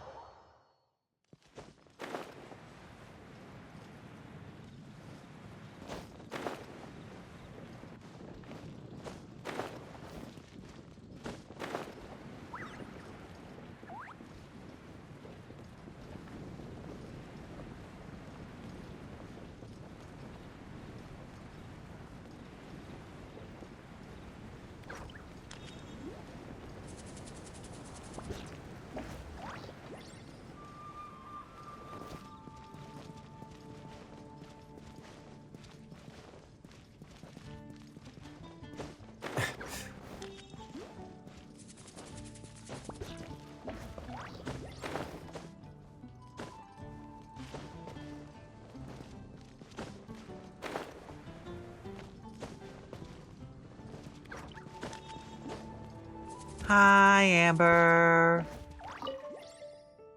Why does that cat always like to run this way? Strange. What are you doing, Amber? What's this about a cat? Oh, it's you. I just brought the naughty little kitty back to its home. It's a really lively kitty. If it gets even the slightest chance to run outside, then it'll run all over Mondstadt. Aw, little bundle of fuzzy energy. Knocking over flower pots, getting dirty paw prints on clothes, and keeping every pigeon in Mondstadt on their toes. Lots of civilians just can't put up with it anymore, and some went to the Adventurers Guild for help. But adventurers don't know the first thing about catching cats, so it's the Outrider to the rescue. Bingo, those adventurers just chase after cats on foot, but as for me, I fly. A surprise air assault when it least expected, and bam, the cat goes right into the bag. Though it's kind of funny how that cat never gets mad at me. Instead, whenever I catch it, it all but pounces into my arms and won't stop rubbing against me. Oh no, the cat thinks it's a game, isn't it? It's because it likes you, isn't it? Maybe it wants to have a bit more fun. You think so? In that case, I should find an opportunity to ask Diona about what cats like and what calms them down. But before that, I just hope it'll stop running away, otherwise I'll be up in the dead of night playing hide and seek with it again. Ah, kitties.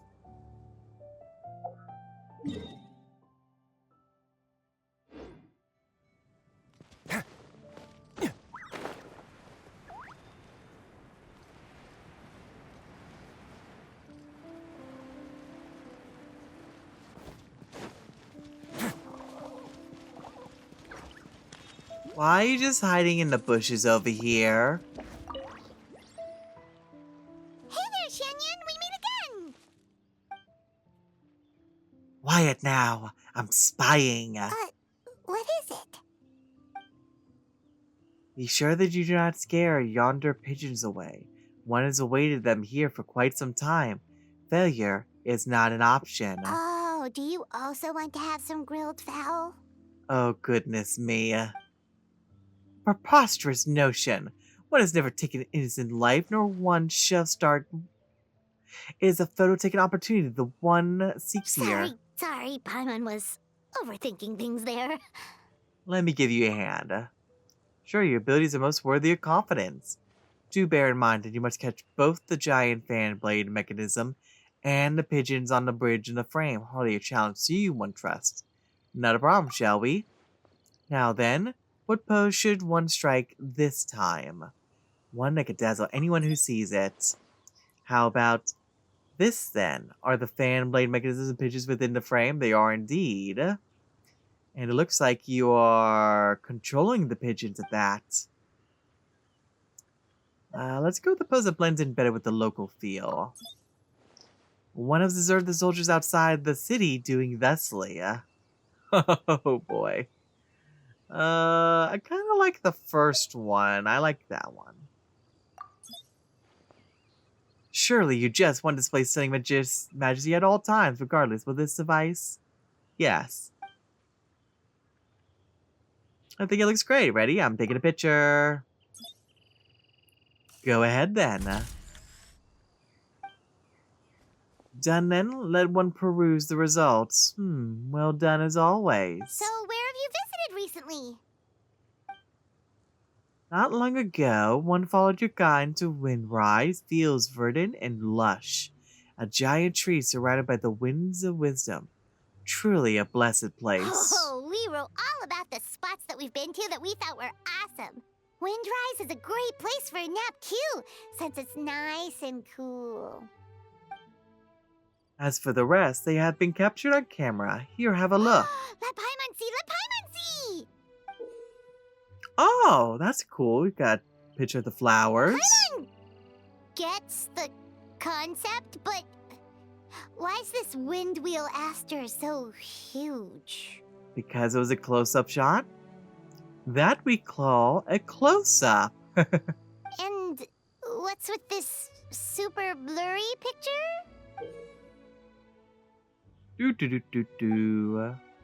An artistic conception of one's masterful making. Okay, anything else? Paimon doesn't get it. One has also sampled the delicacy of Mondstadt City. Ooh, that looks good. Yeah, no, Paimon's gonna like that. Ooh, now this one looks great. The deliciousness is just oozing out of the picture. Hold it. And this is a bird's eye view. Oh, that's really nice. Whoa! How did you even manage to take this picture? Paimon, do you really have to ask that question? Huh, one needs only to fly into the clouds, of course, a trivial matter. So it really is a bird's eye view. Looks like you got a lot of this trip and enjoyed your time here. Indeed, a foreign land though this was, your guidebook ensured the smoothness of my travels with many a pleasant surprise. Now then, one still has a leisurely stroll through the wilds planned while daylight yet lingers. Do not fret, one has your text on hand yet. That's good that she's enjoying herself.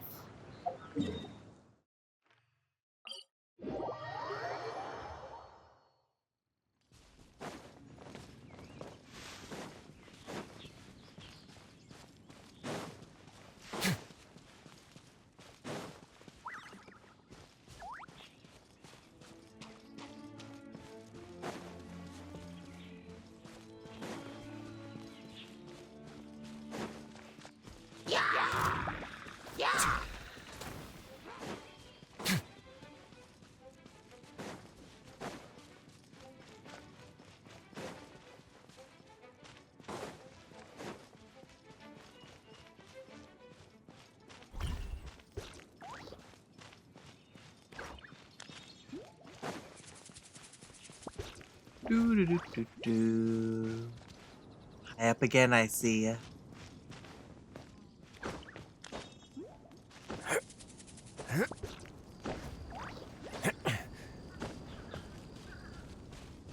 Hello, Amber. Razor! Razor! He's not here either. Aether, did you see Razor on your way here? No, why? Is there something urgent you need to talk to him about? No, it's just... Well, actually, it is kind of urgent. When he visited the city a few days back, he was going to have some cake with Cleve, but the shops were all out and he didn't get any. Aww. Cleve got up early this morning and bought some so she could go to Wolfendom and give it to him. She would have run off all alone had Captain Kaya not discovered and stopped her. It's way too dangerous for her to go out there all alone. I think it's more along the lines of no one's safe when she's not being supervised. To make sure she stays put at headquarters, I promised to deliver a crayon drawing she made and the cake to Razor. Aww. But I've nearly covered the whole area, so I haven't found him yet. Phew, alright Amber, breathe. You can't give up yet. If you don't find Razor soon, the cake will get stale. Okay, I'll get up in the air and look for him one more time. See ya! I'm sure it'll be fine. I'm sure she'll find him. Otherwise, there'll be a massive explosion otherwise.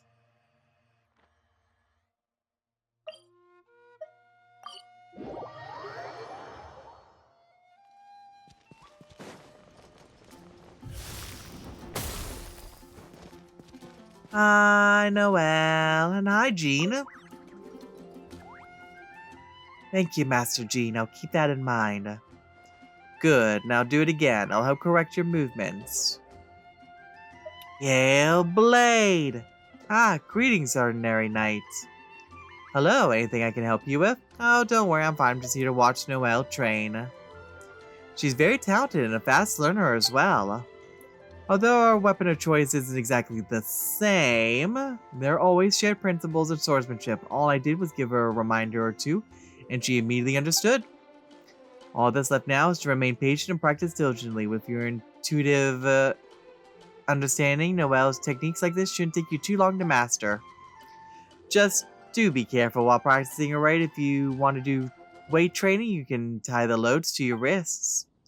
That way, some accidents can be prevented, even in the event of a unexpected disassembly. I'm so sorry, Master Jean. I won't toss my sword into your office again, I promise. At least, I don't know if you can keep the promise, so at the very least, you could try. It's fine, don't worry. In any case, after you spent all that time cleaning yesterday, everything is completely back to how it was.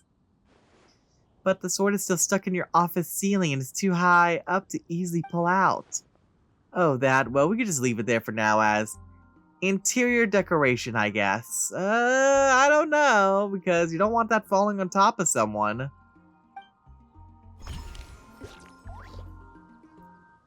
I'm sure they'll figure something out with that. I'm sure it's fine.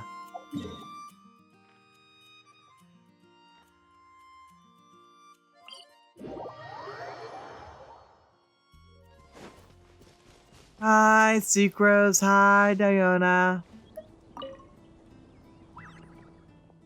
Diona! Ah, great, you're not at the tavern today. Is your father not back from hunting yet? I haven't seen him. He's resting up at home right now. He's drunk again. Nothing serious. The wind was a bit chilly and he caught a cold. I'll take care of him. You came here for this, right? I prepared it all right already. Huh? Wait. I hear someone coming. Oh, it's you. You startled me for a moment there. Oh, someone's a scaredy cat. Who's a scaredy cat, huh? Did you see me on the hunt the last time? Oh, wait, no. I mean, don't you know that I could catch beasties way bigger than I am? Just now was because I was just being extra cautious since these goods are special, okay? Are they strange alchemical reagents then? Are they fresh bones then? Ahem, oh, this is embarrassing, but if you're really curious, then you can have a look. Ooh, yay. Snoop, snoop, snoop. Broken bird bones. Oh, I was correct. The staff of an animo samatural and the baby teeth of... Is that a wolf or a dog? Do I want to know? I don't think I want to know. 3 forest boar ribs with the lingering scent of spices. A previous hunt's haul. Wait, it can't be leftovers from dinner, right? Huh, do staffs count as bones? Wow, you collected so much this time. Thank you, Diona. I didn't bring my Tetra Sour Wolf Hooks or Type V Bittermore Calla Lilies with me when I left home today. Though, will you be dropping by Mondstadt City tomorrow? Nope, I've been too busy to go mix drinks lately, and I need to find time to hunt too. I see. In that case, would you like this instead? It's Valberry rich in carrot essence. Its color, fragrance, and nutritional values are all closer to traditional carrots. As such, I'm curious, will it attract animals that like carrots, or will it attract animals of both flavor preferences? Now that is an interesting question. Guess I can use it as bait then. Please do, and do tell me how the experiment turns out. No problem. Say hello to Mr. Draft for me, would you? I wish him a speedy recovery. Either way, I need to return soon. I got a Mark 23 Ultra Berserk Favonius Dragon Warrior to assemble. That sounds like a mech. She's building a mech, isn't she? Wait, a dragon what now? What, you haven't learned yet, Diona? Learn what? Who can even learn that kind of thing?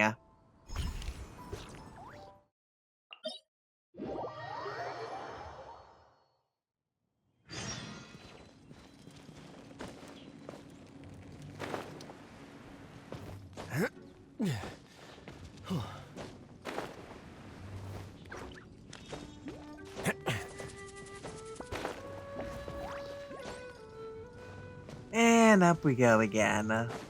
Alright, what do we got now this time? What pitches are we doing now? Oh. Ah, little boars. Prey escaped. No dinner today. Aw, Razor. A most fortunate young lad you are. One hopes you were not frightened. What's your name? Where do you live? Why are you out here playing the wilds all alone, despite your tender age? Do you not know what would happen when you would be accosted by wild beasts? Oh, she's going all mama bird on him. My name is Razor. Home is here. So many questions to answer. Hard. Aww. ... You are no child, yet you struggle to speak. A tragic past that few may unravel surrounds you mayhap. Ah, truly lamentable. Hey, we meet again! So this is where your walk took you, huh? Oh, you're here too, Razor! This is Miss Xianyun, one of our friends from Liyue. You know this child? We do. Friends. Yes, friends. Yeah, we've known each other for a really long time. I saw this child crouch by a forest boar without an attending adult in sight. Monsters were roaming not far away, and the howling of wolves could be heard constantly. Truly a harrowing sight. If anything were to happen, I cannot bear to imagine. So, it sounds like you chased the boar away then. Feels like there might be a misunderstanding here. Oh, Razor must have been in the middle of hunting. He often catches forest boars around Wolvendom. You don't need to worry about him, Xianyun. He's really strong. It'll take way more than that to hurt him. Isn't that right, Razor? Yes. Claws are very strong. Very good at hunting. What? Hunting? Absurd. A youth of your years should spend their days growing up without worry and the care of family. How did this? Well, Razor was actually raised by a wolf pack, so he's learned to hunt, sleep, and live out in the wild, just like them. Oh boy. But don't worry, they absolutely do treat him like family. Not only must he hunt on his own, but he eats and sleeps in the wild too. That simply will not do. He is still a growing boy. It is time to commence my return journey. Child, you should come with me to Liyue Harbor. Start it. Leaving the rest aside, I shall ensure that you are fed and clothed. You seem quite physically capable as well, so in time I shall also teach you how to defend yourself. No, save me. No, oh, Razor. Oh, did Paimon's mouth just make things worse? Yes, you did. Hey, Traveler, you're up. Actually, everyone in Mondstadt treats Razor really well. Razor himself loves living like this. Mondstadt, lots of meat. So much that stomach gets round, full. Friends and Lupacol are there. Very warm. Very important to me. Teacher said that place where you feel warm is home. Teacher? Todd, do you mean to say you have a master then? Teacher teaches me to talk. Tiring. difficult, but I am trying. Oh, so your master also teaches you the art of communication then? A teacher is like a parent. I imagine then that their intent was to let you hone yourself alone.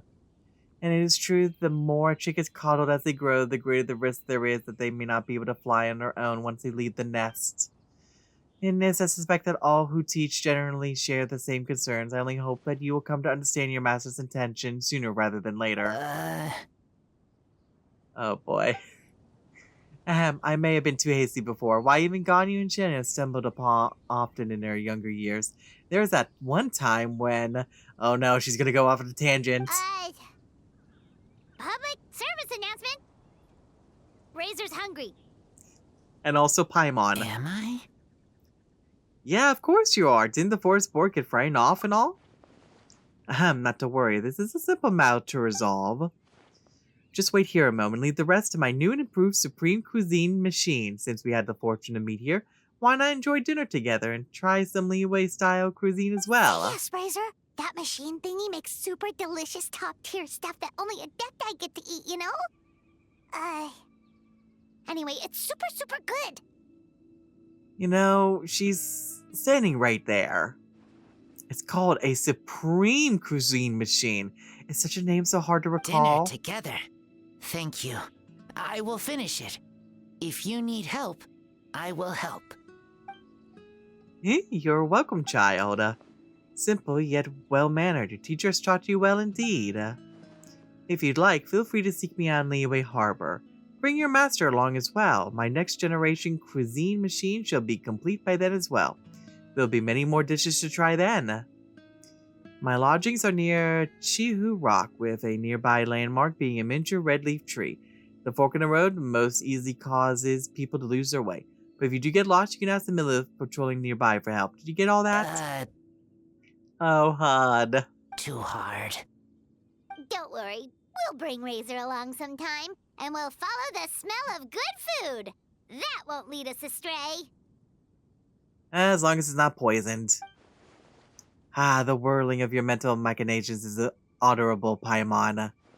But that is fine, nothing charms me. I mean, charms Shuyu so much about the mortal realm as a little hustle and bustle. We have an accord then. A nice fun reaction. It was so adorable though when it's like, come, I will take you to Leeway Harbor, and Razor just looks at us like, help, please. Like, oh honey. Oh my lord. Alright, next person. A word of advice.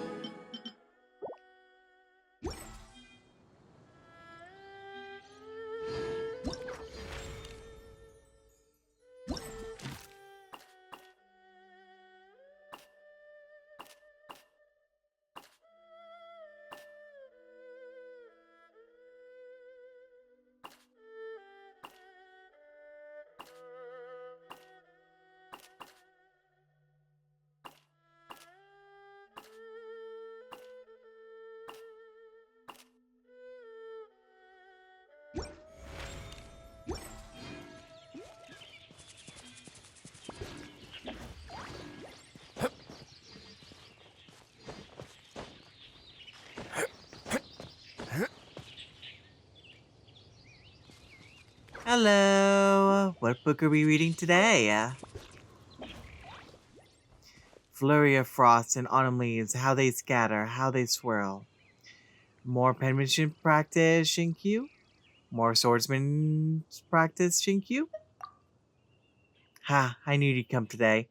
Haven't been here long, actually. This must be exactly what they mean by great minds thinking alike and the understanding shared by kindred spirits. Did your brother end up reclaiming his book? No, he hasn't. He did see me reading as I practiced my swordsmanship, and he did sigh, shake his head, and make gestures with his feet and hands, but he didn't ask for the book back. So why did he suddenly... Well, my guess is that this was my father's idea. He's always told me to practice my calligraphy more, and a pen. A few more congratulatory notes on behalf of the family. That way, I could temper my mind and also gradually get in touch with my business partners, which I would lay a foundation for my future role in managing our family affairs. And besides, I don't know who else could open my brother's bookcase if not my father.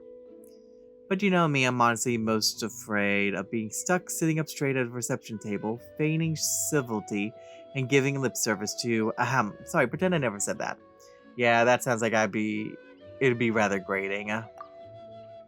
Right? I'd much rather find a quiet spot to practice penmanship on my own than sit there drinking stale tea and listening to staler conversation. So I came here under the pretext of working my swordsmanship into my calligraphy and gaining the relevant enlightenment from Chronicles of Cleansing Ink. That way I get to do a bit of both. I didn't expect that you show up so quickly though. It seems that my swordplay was quite the effective signal beacon. And what exactly enlightenment have you gained perchance? I realize that even famous figures have an earnest side to them. They aren't prideful, haughty beings of divine skill as many think. As you can see, this original annotated copy contains some remarks and critiques made by a who's who of swordplay and calligraphy from a previous generation. One can even vaguely glimpse the personalities of those eminent personages shining through. Take this for example. This is another calligraphy great who didn't get along with Sifan. See how he nitpicks and hangs on to every little error and how long his annotations are? See, this is the commentary he gave on Sifan's calligraphy. Free, unrestrained, sharp as a bared edge, like a great tree braced against the wind. It sounds like a compliment, but I fear that when he called Shifan a great tree, it was in the sense that the greatest tree in a forest is the first to be crushed by the wind. An educated person indeed, quite the backhanded compliment you can barely tell to criticism. Of course, those two often butted heads, but one must always be careful when penning words down. Words penned in black and white can hardly be taken back after all, unless you burn it, of course. In response, Shifan penned the following response. Spring will come and the tree shall yield lush shade. And here too I remember that the one who wrote this was Chiang Quan at some point. They say that he was brilliant at both calligraphy and swordplay, but that his comments were always very concise. This is what he wrote. Lovely, but you never did learn how to sign your name.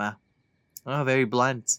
There's all sorts of other interesting annotations too. Come on, let me show you. Hold on just a second. Wasn't the point to use swordplay as a way to transition to calligraphy practice?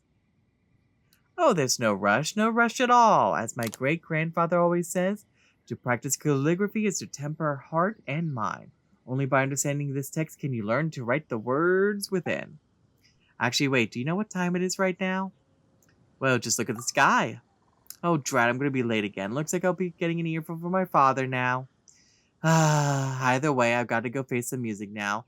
I'll be back later to practice my swordplay again. So, if you have time, why not come and join me? I'm sure that we'll improve all the faster by putting our heads together and putting one another to the test. But if you don't want to practice, we can always take a walk or even go fishing. Look at me rambling on like this. I'll head back first. See you later.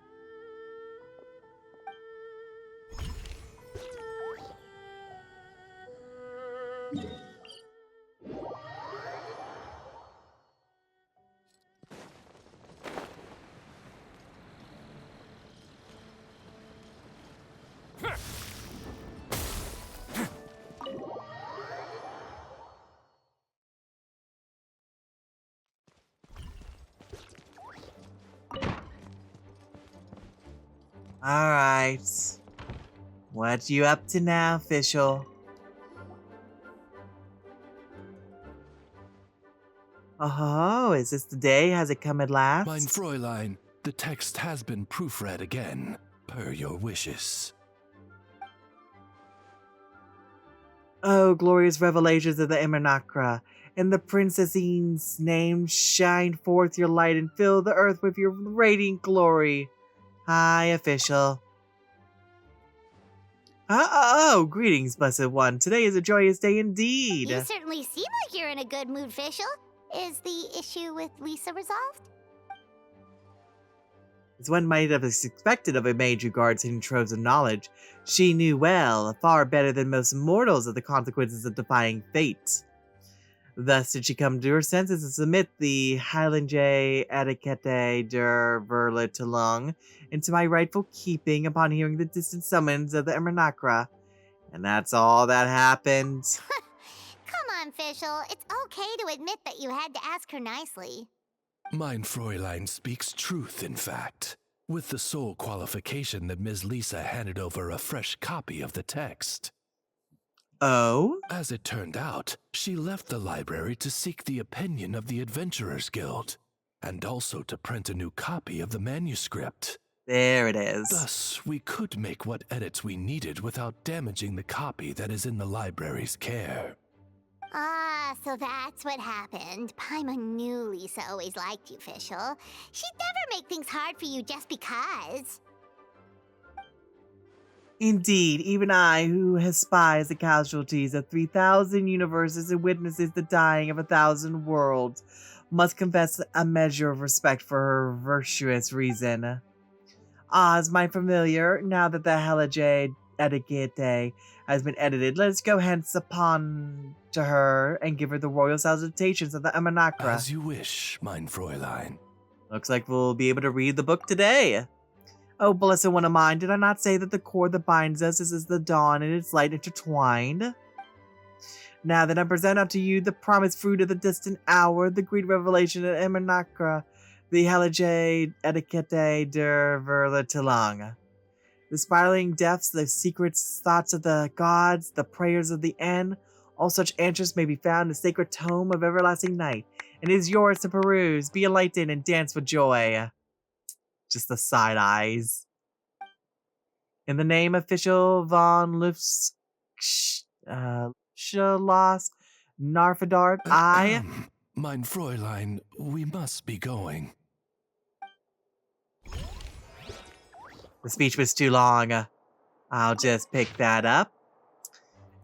Editor's note. Note that both the Fischl Dictionary and the Fischl Dictionary Die Neulage der Prinzessin have as their proper name Heilige Etiquette der Verletelung. As such, incorrect nomenclature during formal occasions, such as literary award ceremonies, should a sex be so fortunate as to win a prize, would be ill-suited, ill-considered, and quite frankly ill-advised. Original tech. Hark, I hear the searing winds of yesteryear that echo throughout the abyss of time, howling through that tower forgotten in a torrent of casualty. Translation. Storm Terror's Lair. New translation. Hark, I hear the searing winds of yesteryear that echo through the abyss of time, howling through that tower forgotten in a torrent of causality. Original text. An unforgivable sin, simply and irremissibly unforgivable. Translation. I am angry, but I shall forgive you. New translation. An unforgivable sin, simply and irremissibly unforgivable. Okay, so basically what she's doing is instead of it translating, she's just repeating what the original text says. Original text. In the name of Fischl von Schloss Narfadart, I condemn thee unequivocally. Translation. I shall forgive you this time. New translation. In the name of Fischl von Schloss Narfadart, I condemn thee unequivocally. ... Oh, good lord.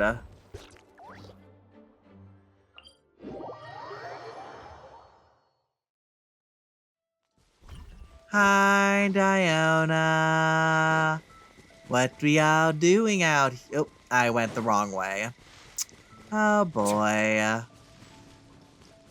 Get the berries. Let's try that again. Hi, Diona. What you doing? Hunting, it seems. Nothing here either. Even this one's empty. How did this happen? Hunting again, Diona. Did something happen? I placed a bunch of the newest models of mechanical traps around here earlier and filled them with foods that all kinds of animals like. But I just checked all of them and I didn't catch a single animal even though the food's gone missing. Oh no! When I bought these, they were like the traps will be so well hidden that even the person who laid them won't be able to find them. And sure enough, they are harder to see now than when I placed them because the bait's all gone. Were the traps damaged by some kind of external force? No, there's just a strong smell of withered leaves now. What bait did you use? Let me think. Foul breast, forest porthai, pine cones, and sunsettias. The carrot-colored Valberry sucrose gave me earlier, lizard tails left over from mixing drinks, homemade cold cut platter, and some imported boulet fruit that a neighbor sent us. An electric mix of both normal and unusual bait. Test drink mix that I made out of boulet fruit and mint, some bass from Springvale that I fished up on my way out the door. Oh, and the calla lily sucrose sent me before. Yeah, that's about it. And everything went missing, even the drinks? Yeah, it's all gone, and that's the annoying part. Whoever the culprit was, they'll eat just about anything and a ton of anything at that. But at least they didn't take the drink bowl, so there's that. What a cunning little thief. Maybe it was a fox. They live in the woods and they eat just about anything. Hang on, it's moving in the bushes. Aww. And that's not the culprit we're looking for. I shouldn't have listened to those old drunks. It'll save you time, Diana. It's convenient, Diana. The best hunters in Tibet are using the new traps, Diana. It's all nonsense. I hunt best and fastest with my bow. So what do we do now? Do you want to retrieve all the traps one by one? No, I'm not giving up here. If one of the other hunters learned of how I've been had, the Kathleen name would be dragged through the mud. Ah, so this is about dignity. This time I'm going to mix some numbing herbs into the bait enough to lay out any small animals. You know you want, you sneaky little thief. I'm going to catch you if it's the last thing I do. I wonder who the little thief will end up being. Alright then.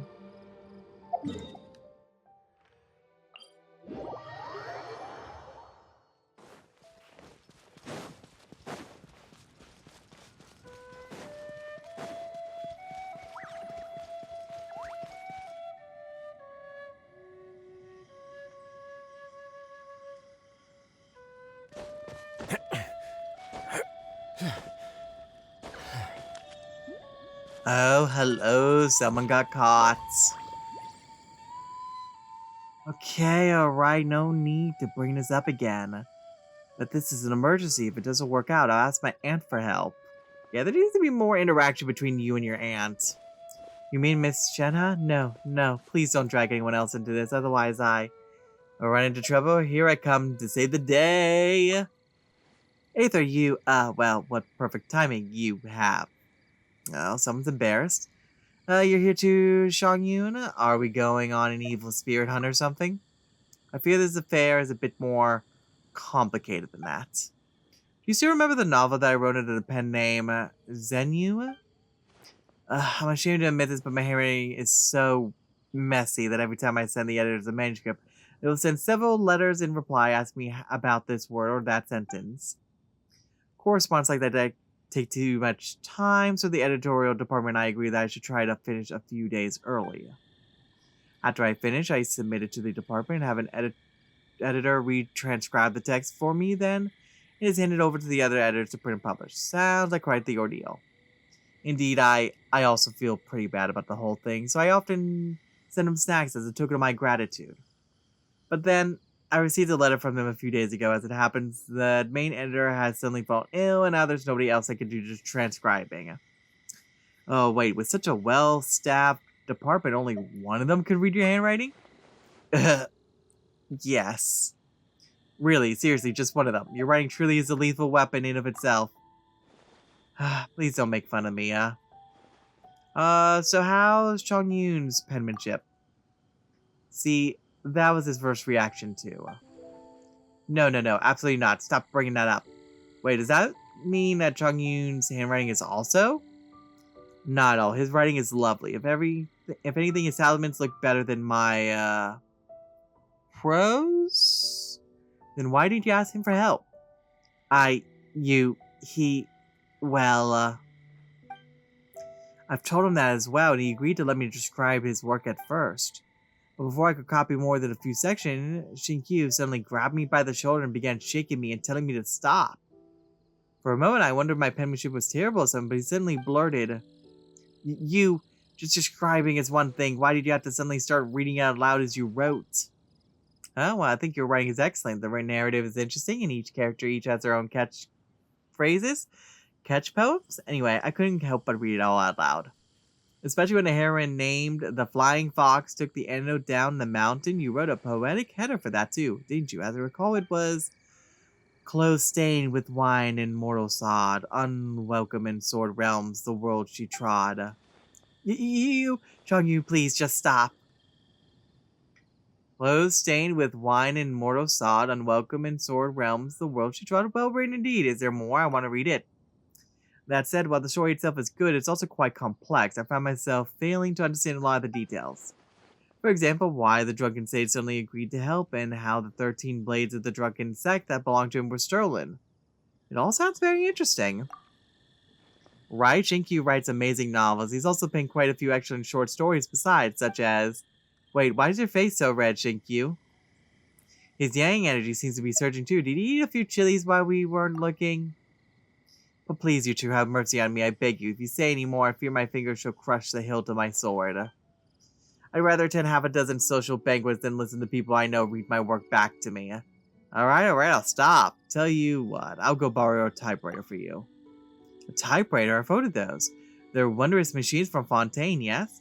With one in hand, you shall be free from writing by hand. Truly, that is wonderful news. I look forward to being forever liberated from the tyranny of calligraphy. The ingenious inventions of Fontaine are truly something. I usually only ever hear of them from my brother, yet never had the chance to touch them myself. Wait, hold on. Doesn't my brother often go with our caravans to Fontaine? He must have heard of typewriter, surely. He knows my calligraphy is poor and that I'm always writing, and yet he has never once mentioned them to me? Forget it, now's not the time to worry about things like that. In any case, no matter how marvelous such devices are, there's no way for me to borrow one right now. If all else fails, you can read and I'll write. I promise not to ask too many unnecessary questions. Well, at this point, that does seem like the only way. I was just joking before about incorporating your remarks into a novel, but as it turns out, you'll be the one committing mine to paper. Perhaps this is all predetermined. Call it fate. Yes, I suppose ours are intertwined indeed. I'll go back and organize the manuscript. Once I'm done, I'll invite you over so I can dictate the text to you. Once you're done, Shinkyu, would you mind showing it to me? I'm really curious about the flying fox. Chong-Yun, please spare me already.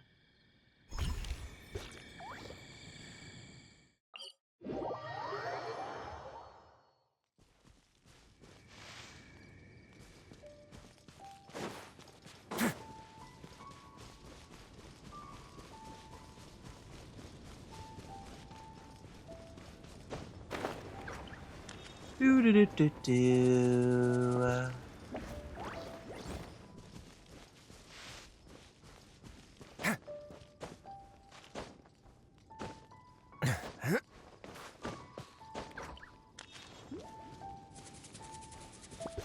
Ah, hi, Razor. Was it you? Did you eat all of it? Stomach upset. Yep, we found our culprit. Poor Razor, you're having a tough day. So heavy. Tired. But it's bright out. Aww. Branches are swaying. Leaves are so shiny. Eyes hurt. So tired. Hey, don't go unconscious on me. Hey, Razor, you okay? Quick, have him drink this.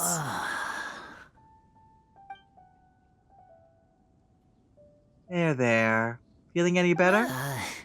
Leaves, they stopped swaying. I'm sorry, Razor. I didn't think you were the one who ate my bait. Bait? Yeah, my dad's only just recovered and I wanted to get some real rest. So I've been using new traps to hunt. Did not know. Those were traps. Thought they were gifts. From Springvale. So, I took. Aww. Cold cut platter, very good. Drinks good. Carrot-flavored valberry, good. Calla lily, vegetable. Gave it to my friend. If I may, which friend are you referring to? Bennett. Oh no. Weren't those the Bittermores? Bennett! Oh no, I've really done it now. First Razor, now Bennett, and Suiko's experimental results are a bust too. It's okay, your friends will understand. I understand. I'm never using traps to hunt ever again. Oh boy.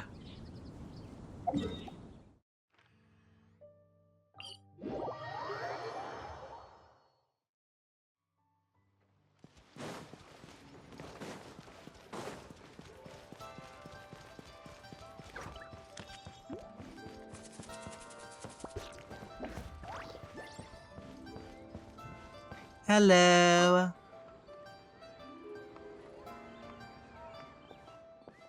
My brother's right. I'm a writer of books, but no seller of them.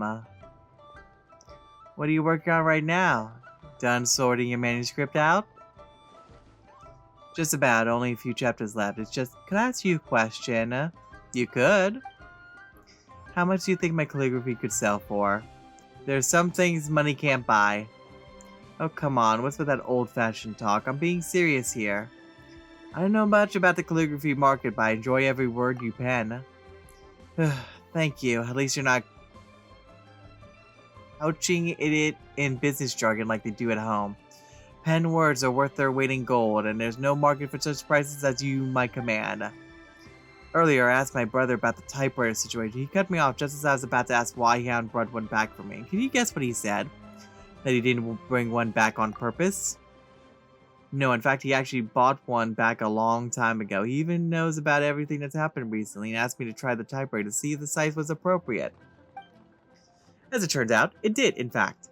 Its dimensions had been modified to suit the dimensions of my palms, which made it very comfortable to use. He even said that in an emergency I could use this typewriter for my novels and other writing needs, and that he'd already notified my great-grandfather of the arrangement. So why he did just give me the typewriter earlier was actually because he was hoping I could eventually improve my penmanship. They say that to see a person's writing is to see them also. Handwritten words will always give a reader a greater sense of closeness to the author. My brother said that he was also willing to part with the Chronicle of Cleansing ink, rather than sending me the typewriter straight away. Because he felt that while my handwriting wasn't up to par, it still showed a sense of remarkable style and vigor. As such, he feared that were I to simply keep using a typewriter, I would forget how to write with a pen altogether, thus ending any possibility for my improvement in calligraphy. And I thought he'd say the handwritten work was more valuable. To be honest, he had me sweating there too. I was so nervous I almost crushed my teacup. I was afraid he might say something like, in business, closeness is communication, communication is connection, and connection is mora. Who is this Yoda brother of yours? As such, to practice one's penmanship is to earn mora. If he had said that, I wouldn't have had to flee to Chongyun's place and stay there for maybe 10 days to 2 weeks. Well, he seems like a reasonable fellow then. Yeah, he never talks about the business with me, he just lets me live my life. How dare. But even though he says nothing about it, we have too many business dealings for me to not know that to see a person's writing is to see them also, and fine words written are worth their weight in gold. A single article of my great-grandfather's writing is worth hundreds of thousands of more, and a letter from my brother could bring someone here just to say a personal thank you. When I went out with my brother in a courtesy call, I even saw someone who had hung and framed a congratulatory note left by my great-grandfather. Oh, wow. Now take a look at these books. These are novels I just wrote, and the contents are completely identical. But when I signed one of them, the last stroke I penned went a few inches wide, and voila! You can sell for 200 extra more. The words are all the same, and the writing hasn't changed one bit either. But the price changed, all on account of the length of a single stroke. Well, ultimately, it kind of just boils down to, yeah, penmanship is definitely a lot more personal, ultimately, as opposed to just typing it on like a computer or a typewriter. Congratulatory notes can have the same content, but everyone who would hang my great-grandfather up on a wall and carefully preserve one that my brother sent. I know these are just trivial matters of business and no one cares what the letter themselves says. It's all about who sent it to them. It's just, I remember every letter you've ever written me. See, I got them all right here, well kept too. I know, thank you. I know it's been tough on you reading my scribblings. I'll learn how to use that typewriter as soon as possible. We shall soon be forever rid of badly written letters. I prefer your handwritten letters. You call them scribbles, but I call them heartfelt. Alright, in that case, I'll continue writing to you in my finest illegible calligraphy. But should you ever find my lettering neat and orderly, please do come and find me as soon as possible. I may have been kidnapped, or perhaps I really just want to see you. Oh, would you look at that? It's getting late. I shall see you later, Aether. I wonder if Mr. Zifan also turned a sword because he did not want to see the products of his pen peddled for coin. Ah, food for thought.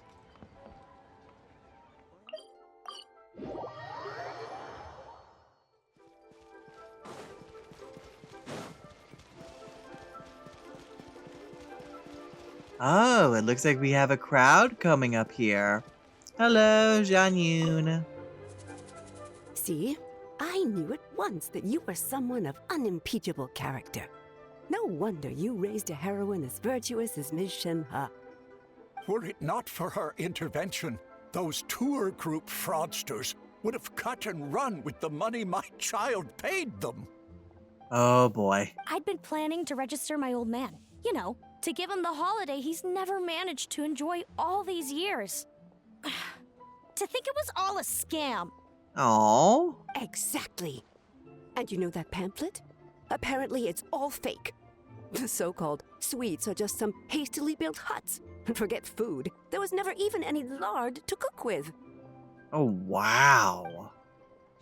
What? To shamelessly exploit the filial spirit of our youth for their vile and base needs? One shall show them no mercy. Calm down, ma'am. The group's boss has already turned himself into the Millilith. He was all black and blue when he returned me my money. Oh, that's good. Justice has been served. If he hadn't constantly implored us to beg the white-haired heroine who works at Wan Min restaurant for mercy, we wouldn't even have known it was Miss Shenhe who secretly aided us. That's why we're here to thank you in person. Aww. Oh, did Shenhe already discover the truth? And, ahem, noble deeds are not done for fame. You're all too kind to come forth in this manner. Virtue really does run in the family. You truly have taught her well. Oh boy, she is going to love this. Shenhe is quiet and won a few words, but she has her own way of conducting herself. As for me, my place is to have faith in her and support her and influence her decisions as little as possible. It was she who signed me up with that senior, whatever it was called, tour group at first, only to arrange for me to travel abroad herself afterward instead. Now I see she had her own plans in mind. And that as well, as the youth come into their own, elders such as myself should let go more and let them soar, and learn to enjoy life ourselves. Travel abroad? My, Miss Shenhe really is a model of filial piety. I wonder if I'll ever be lucky enough to travel like that. How much would that even cost? I'd love to take my dad out to see the world, too. It would be nice. If you don't mind, could you give us some advice, Miss Shen Yun? Surely we can't go wrong with a selection from someone of your unique tastes. Ah, you flatter me. I'm no expert, so what I give cannot be considered guidance. That said, should you be interested, I do have a number of experiences and pictures of scenery from my travels, of which I could share a few. Wow, that sure is a crowd, huh? Oh, there's Shenhe! Hey, Shenhe! Hello. Hello. We were just listening in. Seems like everyone's here to thank you for busting a fraudulent tour group, huh? It does sound like it. Huh? Yeah. Hey, wait, then why are they all gathered around her to thank you? Master skill in conversation is second to none. It's only natural that she attracts attention. In any case, even had I not cancelled her registration, she would have taken action upon discovering their tricks once she'd participate in the tour. That's why everyone is gathered around her, and I think she deserves her respect regardless. Wait, so the reason you were so insistent on canceling the registration back then was because you knew something was up? Ha! That's the disciple of an adeptus for ya! Perceptive and thorough. Oh, no, not at all. When I sought their boss out to refund my deposit, he rejected my request, drunkenly spilling the beans in the process. Upon seeing that he wouldn't cooperate, I was forced to use my fist instead. Yeah, that sounds about right. Oh, so that's what happened. Well, he had it coming anyway. What goes around comes around. Yep. Still, all's well that ends well, right? The bad guy gets his just desserts. everyone recouped their losses, and Xianyun had fun. Speaking of endings, Master Journey seems to have been a pleasant one. Thank you. She bought my fellow disciples and I many local specialties for a variety of flavors. I had the pleasure of getting a taste of Mondstadt as a result. Whoa! She brought back nothing but food? What did she get? If you can't finish it all, Paimon will be happy to help. Down, girl, down. Windwheel, Acer, Cecilia's, Calla Lilies, all of which taste better than Genshin. Would you like any, Paimon? Raw? Paimon's gonna pass on that. Is your stomach okay? Yes, are they inedible? I thought they were like Genshin. Well, most people wouldn't even eat Genshin raw. We usually cook plants before eating them. I see. In that case, I'll take them over to Wanmin Restaurant later and have Chef Mao study them. And once that reach is done, we can enjoy them together. Yes, let's do that. But before that, I have something I wish to tell you. Oh? Your return to Liyue Harbor has made Master very happy and has been a pleasant surprise for me as well. For that, I thank you. Thanks for stopping by and I look forward to seeing you again soon. See you again soon. Are you in not much of a hurry to say goodbye? I heard that the focus of the phrase is on seeing each other once more. Our customers always smile and say that to each other after they finish eating. What I mean to say is I'm very much looking forward to seeing you again as the soonest opportunity. That hopefully won't be another 1 to 2 years, if not more. That's absolutely right. I look forward to seeing you again soon, Shenhe.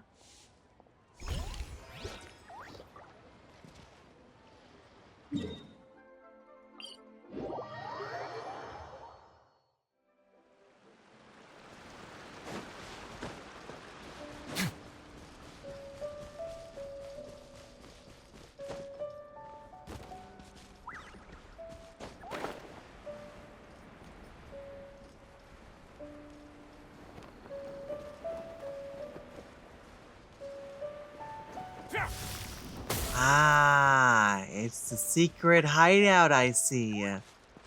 Hello, Kokomi. ZZZ. ZZZ. So many bears and wolves. Kokomi appears to have fallen asleep. Piles of documents line the table. Going through them must have expended a lot of energy on her. This is a rare moment off for her. Best not to wake her up. Quick, get the Sharpie. You wait for a while more. You unconsciously glance at the notebook that has fallen open on the table. Elegant writing catches your eye. Aether hasn't visited Watsutsumi Island in a while. Energy -3. How should she find a moment when she's free to swing by and have a chat?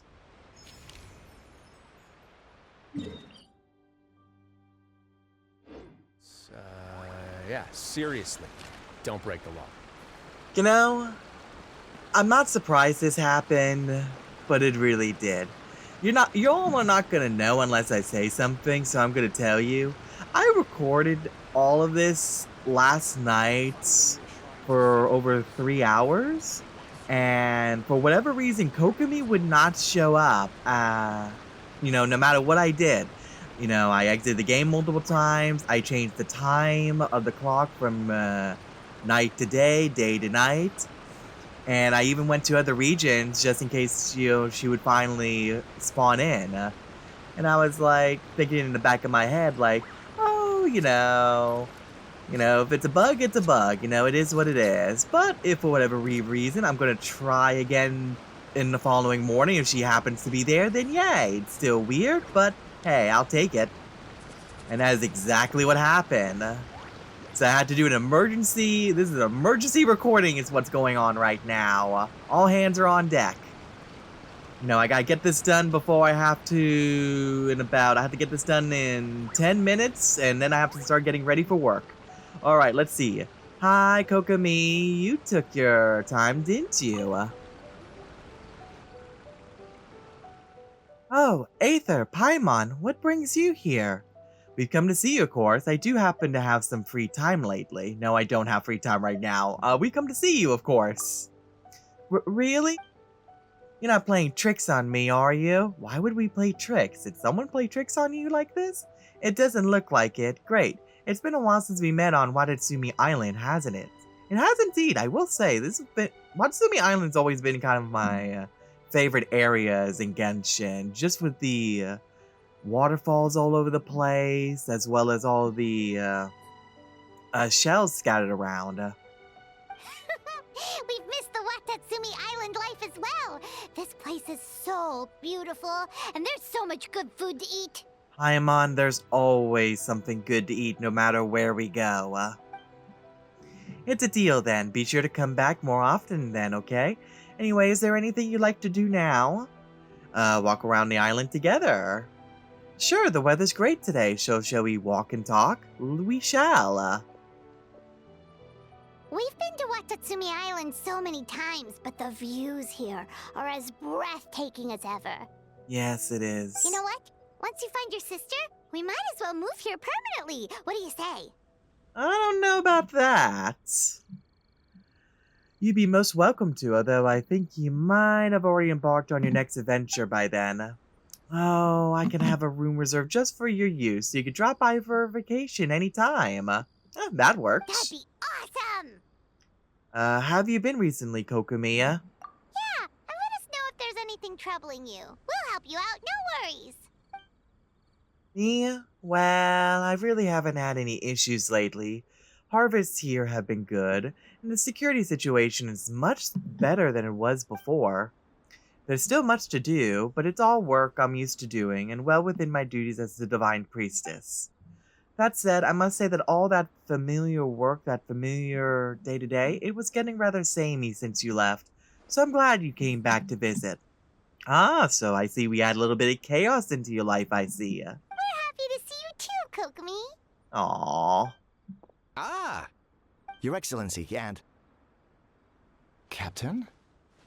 You're back and you didn't think to tell us? Come on. You're from Swordfish too. I'm not your captain anymore, you know. You'll always be our captain in our hearts. Aww. Your Excellency, Captain, we'll be organizing a bonfire party later. You want to join us? Ooh. Party? There'll be loads of delicious food, right? And also alcohol, right? Of course. In fact, I'll be handling the cooking myself. Ooh. Are you sure your culinary skills are up to it? Don't be saying that in front of me. Let's party then. In that case, I'll have someone send some ingredients over to you. Kitty, stop chewing on my cords. Especially the charger for my laptop.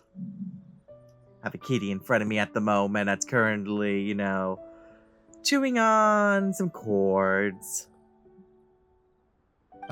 Thank you, Your Excellency. We'll go start the preparations right away. Kitty, kitty, kitty. Kitty, kitty, kitty. Aren't you a cutie pie? Yes, you are. Yes, you are. Aww.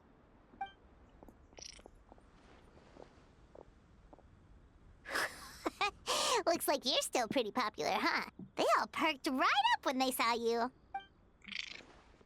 Well, I do recall that you first earned their respect by proving your strength before becoming captain, despite having their letter of appointment. That sort of respect comes from the heart. If you should need help one day, I'm sure they'll be able to be glad to fight by your side. Kitty, Claus, stop. I miss those days. True, sometimes I drift off during work and think about how you must be adventuring out there in the world. Comforting all manner of difficult problems, even facing life and death situations. Literally! I regret not being able to always stand by your side and provide you with the tactical assistance. But though we're far apart, I wish you all success in your journey and adventures to come. Let's go. It's almost time for the party!